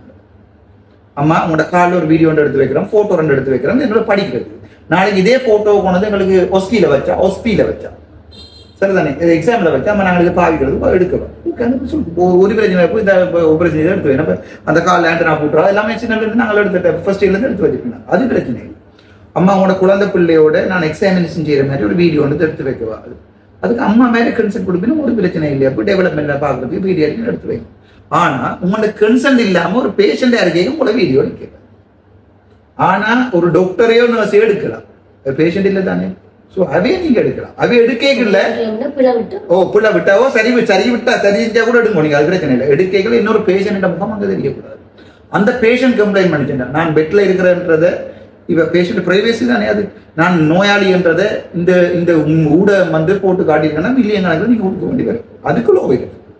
ஆனா ஒரு பிளவுடைய ஒரு டாக்டரோட அடிச்சு போட்டு இந்த இதால தூக்கி ஏறி வேற கொடுக்கும், அந்த டைம் எடுக்கலாம். ஒரு டாக்டர் வெளியே போ ஓடு நாய் எல்லாம் பேசல, டாக்டர்ஸ் அப்படி பேசணும், அதெல்லாம் வீடியோ எடுக்கலாம். விட்டுத்தரணும் நினைச்சுக்கிறாரு. அண்டை பாத்தீங்கன்னா கிளிநொச்சி ஹாஸ்பிட்டல்ல ஒரு பேஷண்ட் தலையால ப்ளீட் பண்ண ஓட்டுக்கு அனுப்புறாரு, பாக்கிறீங்க அந்த வீடியோ. கிளிநொச்சி ஹாஸ்பிட்டல்ல ஹெட் இன்ஜரி வந்துருக்குது, பிளட் ஒழுகுது, அங்க ஓபிடி டாக்டர் உள்ளுக்குள்ளையும் எடுத்து பார்க்காம 4ஆம் போட்டு அனுப்புங்கன்னு அனுப்புறாரு. அது வந்து சரியா மெடிக்கல் நெக்லிஜென்ஸ். அந்த பேஷண்ட் எடுத்து மினி தியேட்டர்ல போட்டு ப்ளீடிங்கை ஸ்டாப் பண்ணி கனிவுலா போட்டு அட்மிஷனை கிளாக் பண்ணி தான் போட்டு அனுப்பியிருக்கோம். இங்கே நாங்கள் அட்மின் ஒழுங்கா இருந்தா ஹாஸ்பிட்டல் ஒழுங்கா இருக்கு. அட்மின் ஒழுங்கா இருக்க அப்படின்றோம். நீங்க ஜிஎம்ஓ இப்ப விளங்குதா? ஏனென்றால் உண்மையான மருத்துவ மாஃபியா யாருன்றதுதான் இந்த தலையங்கம். ஜிஎம்ஓ தான் மருத்துவ மாஃபியா. சரி, இன்னொரு விஷயத்துக்கு வரும். யாழ்ப்பாணம் போதனா வைத்தியசாலையில வந்து வேலை செய்யற எல்லா டாக்டர்ஸும் வந்து 8 to 4 வேலை செய்யறாங்க, சரிதானே? அதையும் படிவா விளங்கப்படுத்துற மக்களுக்கு வந்து என்னென்றால் ஒரு டாக்டரா இருந்து கொண்டு எத்தனை மணிக்கு வேலைக்கு வருவோம்? 8க்கு நாம ஷாப்பா 8க்கு வேலைக்கு வருவோம். சரி, நான் எத்தனை மணிக்கு வேலை முடிச்சு போடாம போயிட்டேன்? அப்ப நான் சாப்பிடுறேன் இல்லையா, காலமா டீ பிரேக் போடுறேன் இல்லையா, டீ பிரேக் டைம் எடுக்கலாம். நீங்க 12 to 2 லஞ்ச் பிரேக் மட்டும் தான் இருக்கு, சரிதானே? அந்த 12 to 2 லஞ்ச் பிரேக் நீங்க எப்படி எடுக்கலாம்டா ஹாஸ்பிட்டலுக்கு உள்ளதான் சாப்பிடலாம். ஹாஸ்பிட்டலுக்கு வெளியே போய் முன்னுக்கு பிரிஞ்சு போய் எல்லா ஹாஸ்பிட்டலையும் உங்களுக்கு சாப்பிட்றது வசதி இல்லை தானே. 12 to 2 நீங்க பிள்ளையே ஏற்றிராக்கலாம், அது பிரச்சனையும் இல்லை. ஆனா அங்க பிரச்சனை இருக்கு. ஆனா 12 to 2 ஓடி போய் சம்பந்தங்கள் நிக்கல என்ன செய்யலாது, பிரைவேட் பார்க்கலாம். 12 to 2 டைம்ல இங்கே ஒரு டாக்டரால் நிப்பேரா இருந்தா அவரை நீங்க படம் எடுத்து வீடியோ எடுத்து போடலாம், ஒரு பிரச்சனை இல்லை. உங்களுக்கு கிளியரா? ஆனா 12 to 2 அந்த டாக்டர் பாவம் பிள்ளை நர்சரியில ஏற்ற போனதுக்கு வீடியோ எடுத்து போடுவாங்க, தயவு செய்து அதை விட ரைட் 12 to 2 போட்டு வர்றது சரிதானே. ஆனா நான் எல்லா டாக்டர்ஸும் 12 to 2 வெளியே போயிட்டு வரேன் ஹாஸ்பிட்டல் இருக்கிறது. அதெல்லாம் கன்சல்டன்ட் போர்ட் கன்சல்டன்ட்டுக்கு வந்து அது பொறுப்பு இருக்கு. 12 to 2 வந்து டாக்டர் அதாவது வந்து பேஷண்ட் கேர் கண்டினியூஷன் மெயின்டைன் பண்ணுவோம். எல்லா டாக்டரும் போய் இல்லாது 12 to 2 அப்படி ஏற்றி விட்டு வாரம் சொல்லி. ஆனா 2 to 4 ஹாஸ்பிட்டல் இருக்கும், சரிதானே? இது சாதாரணமான டைப். இது எல்லா இடமும் பொருந்தாது. ஐசியூ இது பொருந்துமா? இல்ல. 12 to 2 ஐசியூல எல்லாரும் விட்டு போய் நம்ம சாப்பிட்டு வரோம். அங்க ஷிஃப்ட் டியூட்டி இருக்கு. மார்னிங் 8க்கு வந்தீங்கன்னா 2 கடை அந்த ஷிஃப்ட்டை வந்து கன்சல்டன்ட் தான் டிசைட் பண்றது டிரெக்டரோட சேர்ந்து. 8 to 2 shift, 2 to 8 shift, 8 to 8 shift. Morning அதாவது காலை 8 மணிக்கு வந்தால் 2 மணி ஷிஃப்ட் செய்யலாம், 10ல இருந்து 8 மணி வரை ஷிஃப்ட் செய்யலாம், 8 மணிலேருந்து அடுத்த நாள் விடிய காலம் வரை ஷிஃப்ட் செய்யலாம். இப்போ நான் எனக்கு கேள்வி என்னடா, நான் வந்து அந்த ஹாஸ்டல்ல 8 to 2 வரைக்கும் ஷிஃப்ட், 8ல இருந்து 2 வரைக்கும் 3 மணி போய் பிபி செய்யலாம். பிபி என்ன பிரைவேட் ப்ராக்டிஸ் செய்யலாம் இல்லை, 4 மணிக்கு போகலாம், 3 மணிக்கு போய் பிரைவேட் செய்யல. நீங்க 2 to 8 தான் உங்களுக்கு இந்த ஷிஃப்ட். பின்னாடி 10 மணி விடியகாலம் 9 மணிக்கு போய் நோதம் மெடிக்கேர்ல இருக்கணுமோ உங்களுக்கு ஷிஃப்ட் டியூட்டி இருக்கின்றதுக்காண்டி நீங்க என்ன செய்யறாரு, டியூட்டி ஹவர்ஸ்ல போய் பிரைவேட் செய்யறாரு. டியூட்டி ஹவர்ஸ்ன்றது 8 to 4 ரைட். எனக்கு இன்னைக்கு 28 இருந்து விடிய 8 வரைக்கும் தான் ஷிஃப்ட். இன்றைய காலம் ஃபுல்லாக நான் போய் செய்யலாம். அது ஒரு சைக்கிள் சொல்லல. நீங்கள் டியூட்டி ஹவர்ஸ்ல சாட்டர்டே ஹாஃப் டே. சாட்டர்டே வந்து 12 வரைக்கும் தான் உங்களோட டியூட்டி. சாட்டர்டே 12க்கு பிறகு நீங்க பிபி செய்யலாம். ஆனா ஒரு சர்க்குலர் சொல்லுது, நான் 78 சர்க்குலர் சொல்லுது, நீங்க சாட்டர்டேயும் 8 to 4 இருக்கும். ஆனா ஒருத்தரும் அதை பெருசா மெயின்டைன் பண்றது கிளைண்ட் ஸ்குவாட்டன் ஒன்று இருக்கு. அதாவது வந்து டாக்டர்ஸ் டைமுக்கு வேலை என்ன பார்க்கறதுக்கு மினிஸ்ட்ரியிலேயே கிளைண்ட் ஸ்குவாட்டன் ஒன்று இருக்கு. அது சாட்டர்டே அவ்வளோ டைட்டா பிடிக்கிறீங்க. சண்டே நீங்க ஃபுல்லா பிரைவேட் செய்யலாம், ஒரு மார்னிங் செய்யலாம். ஆனா நீங்கள் அதுக்காண்டி ஒரு போர்ட்ல 4 டாக்டர்ஸ் இருக்கீங்க, 4 டாக்டர்ஸ் போய் சண்டே பிரைவேட்ல இருந்தாலும் பேரண்ட் ஓட்டை பார்க்குறது. ஓட்ல இருக்கிற கன்சர்ன் சண்டே வந்து ஒரு அளவு ஒன்று கொடுக்கிட்டு இருக்கும். அதனாலதான் மாதத்துல 3 டே நீங்கள் எக்ஸ்ட்ரா டே அப்ளை பண்றீங்க. டியூட்டிக்கு மேலதிகமா உங்களோட பேசிக் சேலரிக்கு தான் 56,000, அதை 20,000 பிரிச்சு ஒரு அமௌண்ட் 3 நாளைக்கு நீங்க எக்ஸ்ட்ரா கிளைம் பண்ணலாம். எப்ப கிளைம் பண்ணலாம்? ஏதாவது 2 சண்டேயும் ஒரு போயாடு, அல்லது ஏதாவது 3 போயாடு, அல்லது ஏதாவது 3 சண்டே கிளைம் பண்ணலாம். கிளைம் பண்ணி போட்டு நீங்க என்ன செய்யறது? பிரைவேட்ல போய் கிளைம் என்ன பண்றீங்க? அந்த நாள் நான் ஐயா ஹாஸ்பிட்டலுக்கு வேலை செய்யறதா கிளைம் பண்றீங்க. கிளைம் பண்ணி போட்டு என்ன செய்யறது? வெஸ்டர்ன் மெடிக்கேர்ல இருக்கிறது. இப்ப நாங்கள் ஒவ்வொரு ஒரு ஆளை தோண்டினா என்ன நடக்கும்? இவர் வந்த டைம் போய் சிசிடிவி கேமராவை பிடிச்சு, அல்லது ஒரு டாக்டருக்கு நான் தனிப்பட்ட ஒரு ஆளை நான் ஒரு சில பேருக்கு கணக்கு என்ன அட்டாக் கூறி அப்படி இப்படின்னு எல்லாம் பேஸ்புக்ல தாங்களே அடிச்சு கொண்டிருக்கணும். இப்போ இவரை ஒரு ஆளை நான் பர்சனல் அட்டாக் பண்ண வெளிக்கிட்டா, இவர் கடந்த 6 மாதத்துல எங்கெங்க போனாருன்னு பார்த்து இவர் எழுதின ஓவர் டைம் பார்த்தா நீங்க பினான்சியல் ரெகுலேஷன்ல மாபெரும் கொள்ள செய்திருக்கு. கவர்மெண்ட் சம்பளம் எடுத்துக்கொண்டு சேம் டைம் பிரைவேட்லையும் இருந்திருக்கு. இப்ப நான் ஒரு ஆளுக்கு தனியாக அடிக்கலாமா இல்லையா? 1-2 பேருக்கு அடிச்சு வழக்க போடு, பொதுநல வழக்க போடு, டியூட்டி ஹவர்ஸ்ல வெளியே நிக்கிறோம்ட்டு மிச்சம் முழு பேரும் தெரிஞ்சுக்கணும். அப்ப டப்பட்டு ஒரு ஆள் கேட்குறேன், டாக்டர் நீங்க எம்மோ வேற கேட்கல இப்படி ஓவர் டைம் எல்லாம் வெளியே போட்டு ரோட்டு வழியே செஞ்சது இந்த வரைக்கும் ஒரு நாளும் பிரைவேட் செஞ்சிருக்கு. அதெல்லாம் புரிஞ்சு அடிக்கிறது. இந்த வரைக்கும் ஒரு நாளும் பிரைவேட் ஹாஸ்பிட்டலில் போய் இருந்ததும் இல்லை, பிரைவேட் செஞ்ச வரலாறும் இல்லை. சரிதானே? ஓகே, அது சரி. அப்ப நீங்க கேட்பீங்க, அப்ப நீங்க டியூட்டி ஹவர்ஸ்ல வந்து டியூட்டி ஹவர்ஸ்ல அங்க ஒர்க் பண்றீங்களா இல்லையான்னு கேட்பீங்க. நான் 24 hours யாழ்ப்பாணத்துல வேலை செய்யலையும் குவார்டர்ஸ் எடுத்துதான் இருந்தேன். சாவச்சேரியில கல்கோவிலையும் குவார்டர்ஸ்லாம் இருந்தேன். பெராப்போயும் ஃபுல் டே குவார்டர்ஸ்லாம் இருந்தேன். ஸோ இப்போ கவர்மெண்ட் எனக்கு குவார்டர்ஸ்ல ஒன்கோல் இருந்ததுக்காண்டி டியூட்டி ஹவர்ஸ் தாண்டி தான் சேலரி தரணும். ஆனால் ஞாபகம் வச்சுக்கொள்ளுமோ 2014 இந்த வரைக்கும் இந்த கிரேட் கன்ஃபார்ம் பண்ண அப்புறம் அந்த அரியர்ஸ் ஓவர் டைம் அரியர்ஸ் இருக்கு, அது கூட 2 வரைக்கும் நான் இருக்கு. சரியா? 2வது கார்போமின் எல்லா டாக்டர் அதுக்கு நான் 2 வரைக்கும் இருக்கு. இப்போ நீங்க சேலஞ்ச் பண்றாங்க வச்சுனா சரியா? ரைட். இப்போ நீ என்ன ஹேக் போறீங்க? வேற என்ன உங்களுக்கு சம்பந்தம் இல்ல? ஒரு ஃபுல் ஒரு கம்ப்ரிஹென்சிவ் ஃபுல் டீடைல் வந்து பொதுமக்களுக்கு சொல்லுவாங்க இந்த டைம். ரைட். கன்சல்டன்ட் சொல்லுங்க. ஒரு டாக்டர் கன்சல்டன் ஆவார் என்னன்னு எப்படி சொல்லுங்க? ஐடியா இருக்கு. Who's consultant? சில பேருக்கு ஒரு போஸ்டர் போய் கொண்டிருக்கு, மருத்துவ கலால் நிதி என்றால் என்ன, அர்ச்சுனாவை மருத்துவ கலா நிதி என்று அழைக்கலாமா இல்லையா? அது என்ன? அது அந்த 2 சொல்லுவோம். நாங்கள் தமிழ் தான் எங்க பிரச்சனை. இங்கிலீஷ் கலாநிதி தமிழ் தான் இல்லாம தமிழ் என்றாலே பிரச்சனை. ஒரு எம்பிபிஎஸ் டாக்டர் ஒரு ஆள் சரிதானே, அவர் பாஸ் அவுட் பண்ணியிருக்கீங்க, அவற்றை பேருக்கு முன்னாடி டிஆர் டாக்டர் போட்டு அதுவும் மற்ற ஃபீல்டு இருக்குதானே, லோவோ ஆர்ட்ஸோ சயின்ஸோ, அதுல வர டாக்டரேட்டும் ஒன்று இல்லை. இதை கூட ப்ரொஃபஷனலாக வந்த நேரம். ஏனென்றால் கின்னஸ்ல இருக்குது most hardest course is medicine. It's a Nobel profession. அதால தான் அவைக்கு டிஆர் போடுறோம், டாக்டர் கலாநிதி, மருத்துவ நல்லபடியா மருத்துவ கலாநிதி. ஸ்ரீலங்காவில் இருக்கிற கோர்ஸ் வந்து MBBS, பேச்சுலர் ஆஃப் மெடிசின், அது அந்த முதல் MB, பேச்சுலர் ஆஃப் சர்ஜரி, அடுத்த BS. இது வந்து எங்கட சிஸ்டம் வந்து ஆஸ்திரேலியாவை பின்பற்றின சிஸ்டம்.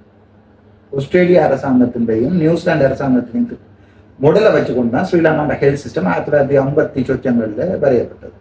ஸ்ரீலங்காவில் மட்டும்தான் டாக்டர்ஸ் ஹாஸ்பிட்டல் டிரெக்டரா வரலாம். SLAS முடிச்சாலும் என்ன செய்யலாது, SLES முடிச்சா ஹாஸ்பிட்டல் டிரெக்டரா வரையலாது. ஆனால் யூகேல எடுத்து பார்த்தீங்கன்னா MBA செய்து கொண்டு ஹாஸ்பிட்டல் டிரெக்டரா வரலாம், மாஸ்டர் ஆஃப் பிசினஸ் அட்மினிஸ்ட்ரேஷன் வரலாம். ஸ்ரீலங்காவில் MBA முடிச்சாலும் வரையலாது. அதை கவர்ன் பண்ற act on health service medical service. ஆஸ்திரேலியாவிலையும் இதே தான் சிஸ்டம். அங்க இருக்கு RACMA. Royal Australian college of medical administrators. அங்கேயும் டாக்டர்ஸ் தானே என்ன ஹாஸ்பிட்டல்ல டிரெக்டர்ல வரலாம். அதுக்கு பிறகு நியூசிலாண்ட்லையும் இருக்கு. வேற எந்த கண்ட்ரிலையும் டாக்டர்ஸ் மட்டும்தான் டிரெக்டரா வரலாம் வந்து எனக்கு தெரியும். இந்த 5 வருஷம் முடிய அடியன் ரெக்மாவுக்கு அப்ளை பண்ணி நான் போடுறதான் பெரிய திட்டம். அதாலதான் நான் இந்த 5 வருஷம் ஒரு முழு மூச்சு அரசியல் இருக்கும், முடிஞ்ச வரைக்கும் செய்யலாம். அதுக்கு பிறகு வாய் தட்டாத அதை நான் என்ன டிசைட் பண்ணல, பெரும்பாலும் செய்யறேன். ஏனென்றால் எனக்கு நான் ஒரு நாளுமே ஒரு எம்பியா வரணுமெண்டோ இது செய்ய முடியல. பட் நான் ஒரு வேலையை எடுத்தா நீட்டா செய்வேன். அது நீங்க எந்த வேலையை தந்தாலும் தெரியும். சித்திரங்கிறதா இருந்தாலும் விடிய அப்படியே போய் அடுத்த நாள் வரைக்கும் தேடிக்கொண்டே இருப்பேன், நித்திர முடிக்கலாம். சரி, இப்போ நீ டாக்டர் சம்பந்தமான ஏதாவது டவுட் இருந்தால் கேளுமோ, அல்லது நாங்கள் பார்ட் 2க்கு வருவோம். பார்ட் 2 இப்போ ஏன் இந்த ஃபுல் கோர்ஸ் ஆஃப் வீடியோஸ் போடுறேன்னு சொன்னால், பார்ட் 2ல தான் ஜெஃப்னாவில் இருக்கிற பிரச்சனைகள், இந்த ஒவ்வொரு ஹாஸ்பிட்டல் சம்பந்தமாக கதைக்க போகிறோம். இப்போ கூட ஒரு குறிப்பிட்ட வைத்தியசாலையில் பிரச்சனை போய் கொண்டு ஸ்ட்ரைக் பண்ண வடிக்கடி உங்களுக்கு இப்படியே கோல் வந்து பார்த்துருப்பீங்க நினைக்கிறேன். ஸோ அது சம்பந்தமாக இந்த பார்ட் 2ல நாங்கள் கதைப்போம். இது பார்ட் 1. ஸோ இதில் வேறு என்ன கேள்வி உங்களுக்கு இருக்கு? GMO பற்றின சார் இது உங்களுக்கு ஒன்று விளங்கி கொள்ளணும். நொதர்ன் ஈஸ்டர்ன் ப்ரொவின்ஸ்ல இருக்கிற GMOயும் சதர்ன் ப்ரொவின்ஸ்ல இருக்கிற GMOயும் வித்தியாசம். அவங்க கொஞ்சம் மெம்பர்ஸ் நிரந்தரம் கருதித்தான் அவங்க ஆக்ட் பண்ணுவாங்க. எங்கட நொதர்ன் அண்ட் ஈஸ்டர்ன் ப்ரொவின்ஸ் இப்போ நீங்க பாத்தீங்கன்னா பர்டிகுலர்ல இருக்க பிரச்சனை எல்லாம் வெளியே கொண்டிருக்கணும்.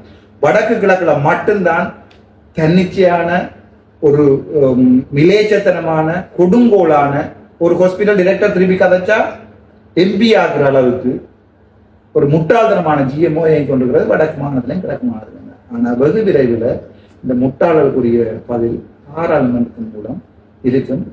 எந்த கண்ட்ரி எடுத்து பார்த்தாலும் ஒரு கண்ட்ரிலையும் ஹெல்த்துக்கு, உதாரணத்துக்கு போலீஸுக்கு ஸ்டேட் யூனியன் இருக்கா, தொழிற்சங்கம் இருக்கா? எங்கேயா போலீஸ்காரர் மட்டையில் எல்லாத்தையும் வச்சுக்கொண்டு ஏற்பாடு செய்யறதுக்கான் இருக்கீங்களா? எப்படி இருக்கு போலீஸுக்கு? போலீஸ் ஸ்டேட் யூனியன் இந்தியாவில் போலீஸ் வேலையா எப்படி இருக்கு? இந்தியாவில இருந்தா ஆர்மி வேலை செய்யாதான். ஏனென்றால் ஆர்மி ட்ரேட் யூனியன் ஆக்ஷனாம் கார் கோவின் தரட்டு மாவட்டம் அப்படி இருக்கு. பக்கத்து இந்தியாக்காரன் சிம்பிளா அடிச்சு பிடிச்சிருவாங்க சாப்பாடு. ஏனென்றால் அதை மாதிரி அதை சொல்றது எசென்சியல் சர்வீஸ். அந்த எசென்சியல் சர்வீஸ்ல மெடிசின் உள்ளடக்கப்படும். மற்ற எல்லா நாடுகள்லையுமே எசென்சியல் சர்வீஸ்ல மெடிசின் உள்ளடக்கப்படும் மருத்துவ. அதால நீங்கள் எல்லாம் ஸ்ட்ரைக் பண்ணிடலாம். கனடாவிலையும் அமெரிக்காவும் ஸ்ட்ரைக் பண்ணலாம். கனடாவில் ஸ்ட்ரைக் பண்ணலாம் அப்படின்னு சொன்னா எங்களோட சர்வீஸ் எங்கள்ட இது கூட்டிட்டு குறைங்க தான் இருக்கிறாங்க. எங்கள்ட உங்களுக்கு சம்பளம் கூட்டிட்டு குறைங்க கொண்டு தான் ஸ்ட்ரைக் பண்ணலாம். இங்கதான் என்னதான் சம்பளத்தை கொடுத்தாலும் நீங்க பிரைவேட்லையும் 15-20 லட்சம் வச்சுக்கொண்டு இங்கேயும் வேலை 2-3 hours திருப்பியும் பொதுமக்களை போட்டு. இப்போ நாங்கள் ஒரு ட்ரேட் யூனியன் ஆக்ஷனால அந்த லேபலோ சொல்லுது யாருமே பாதிக்கப்படக்கூடாது. ஆனா ஒரு காலத்துல ட்ரேட் யூனியன்ஸ் எல்லாமே கவர்மெண்டோட நெகோசியேட் பண்றதுக்காக மட்டும்தான் இந்த ட்ரேட் யூனியன் ஆக்ஷனை பார்க்குறது. ஒரு காலத்துலயுமே ஸ்ட்ரைக்கிங் போறது இல்லை. அதுக்கு உங்களுக்கு ட்ரேட் யூனியன் லோஸ்ல அது சம்பந்தமா கதை பண்ணாங்க. ஆர்பிட்ரேஷன் ஒன்று இருக்கு, நெகோசியேஷன் ஒன்று இருக்கு.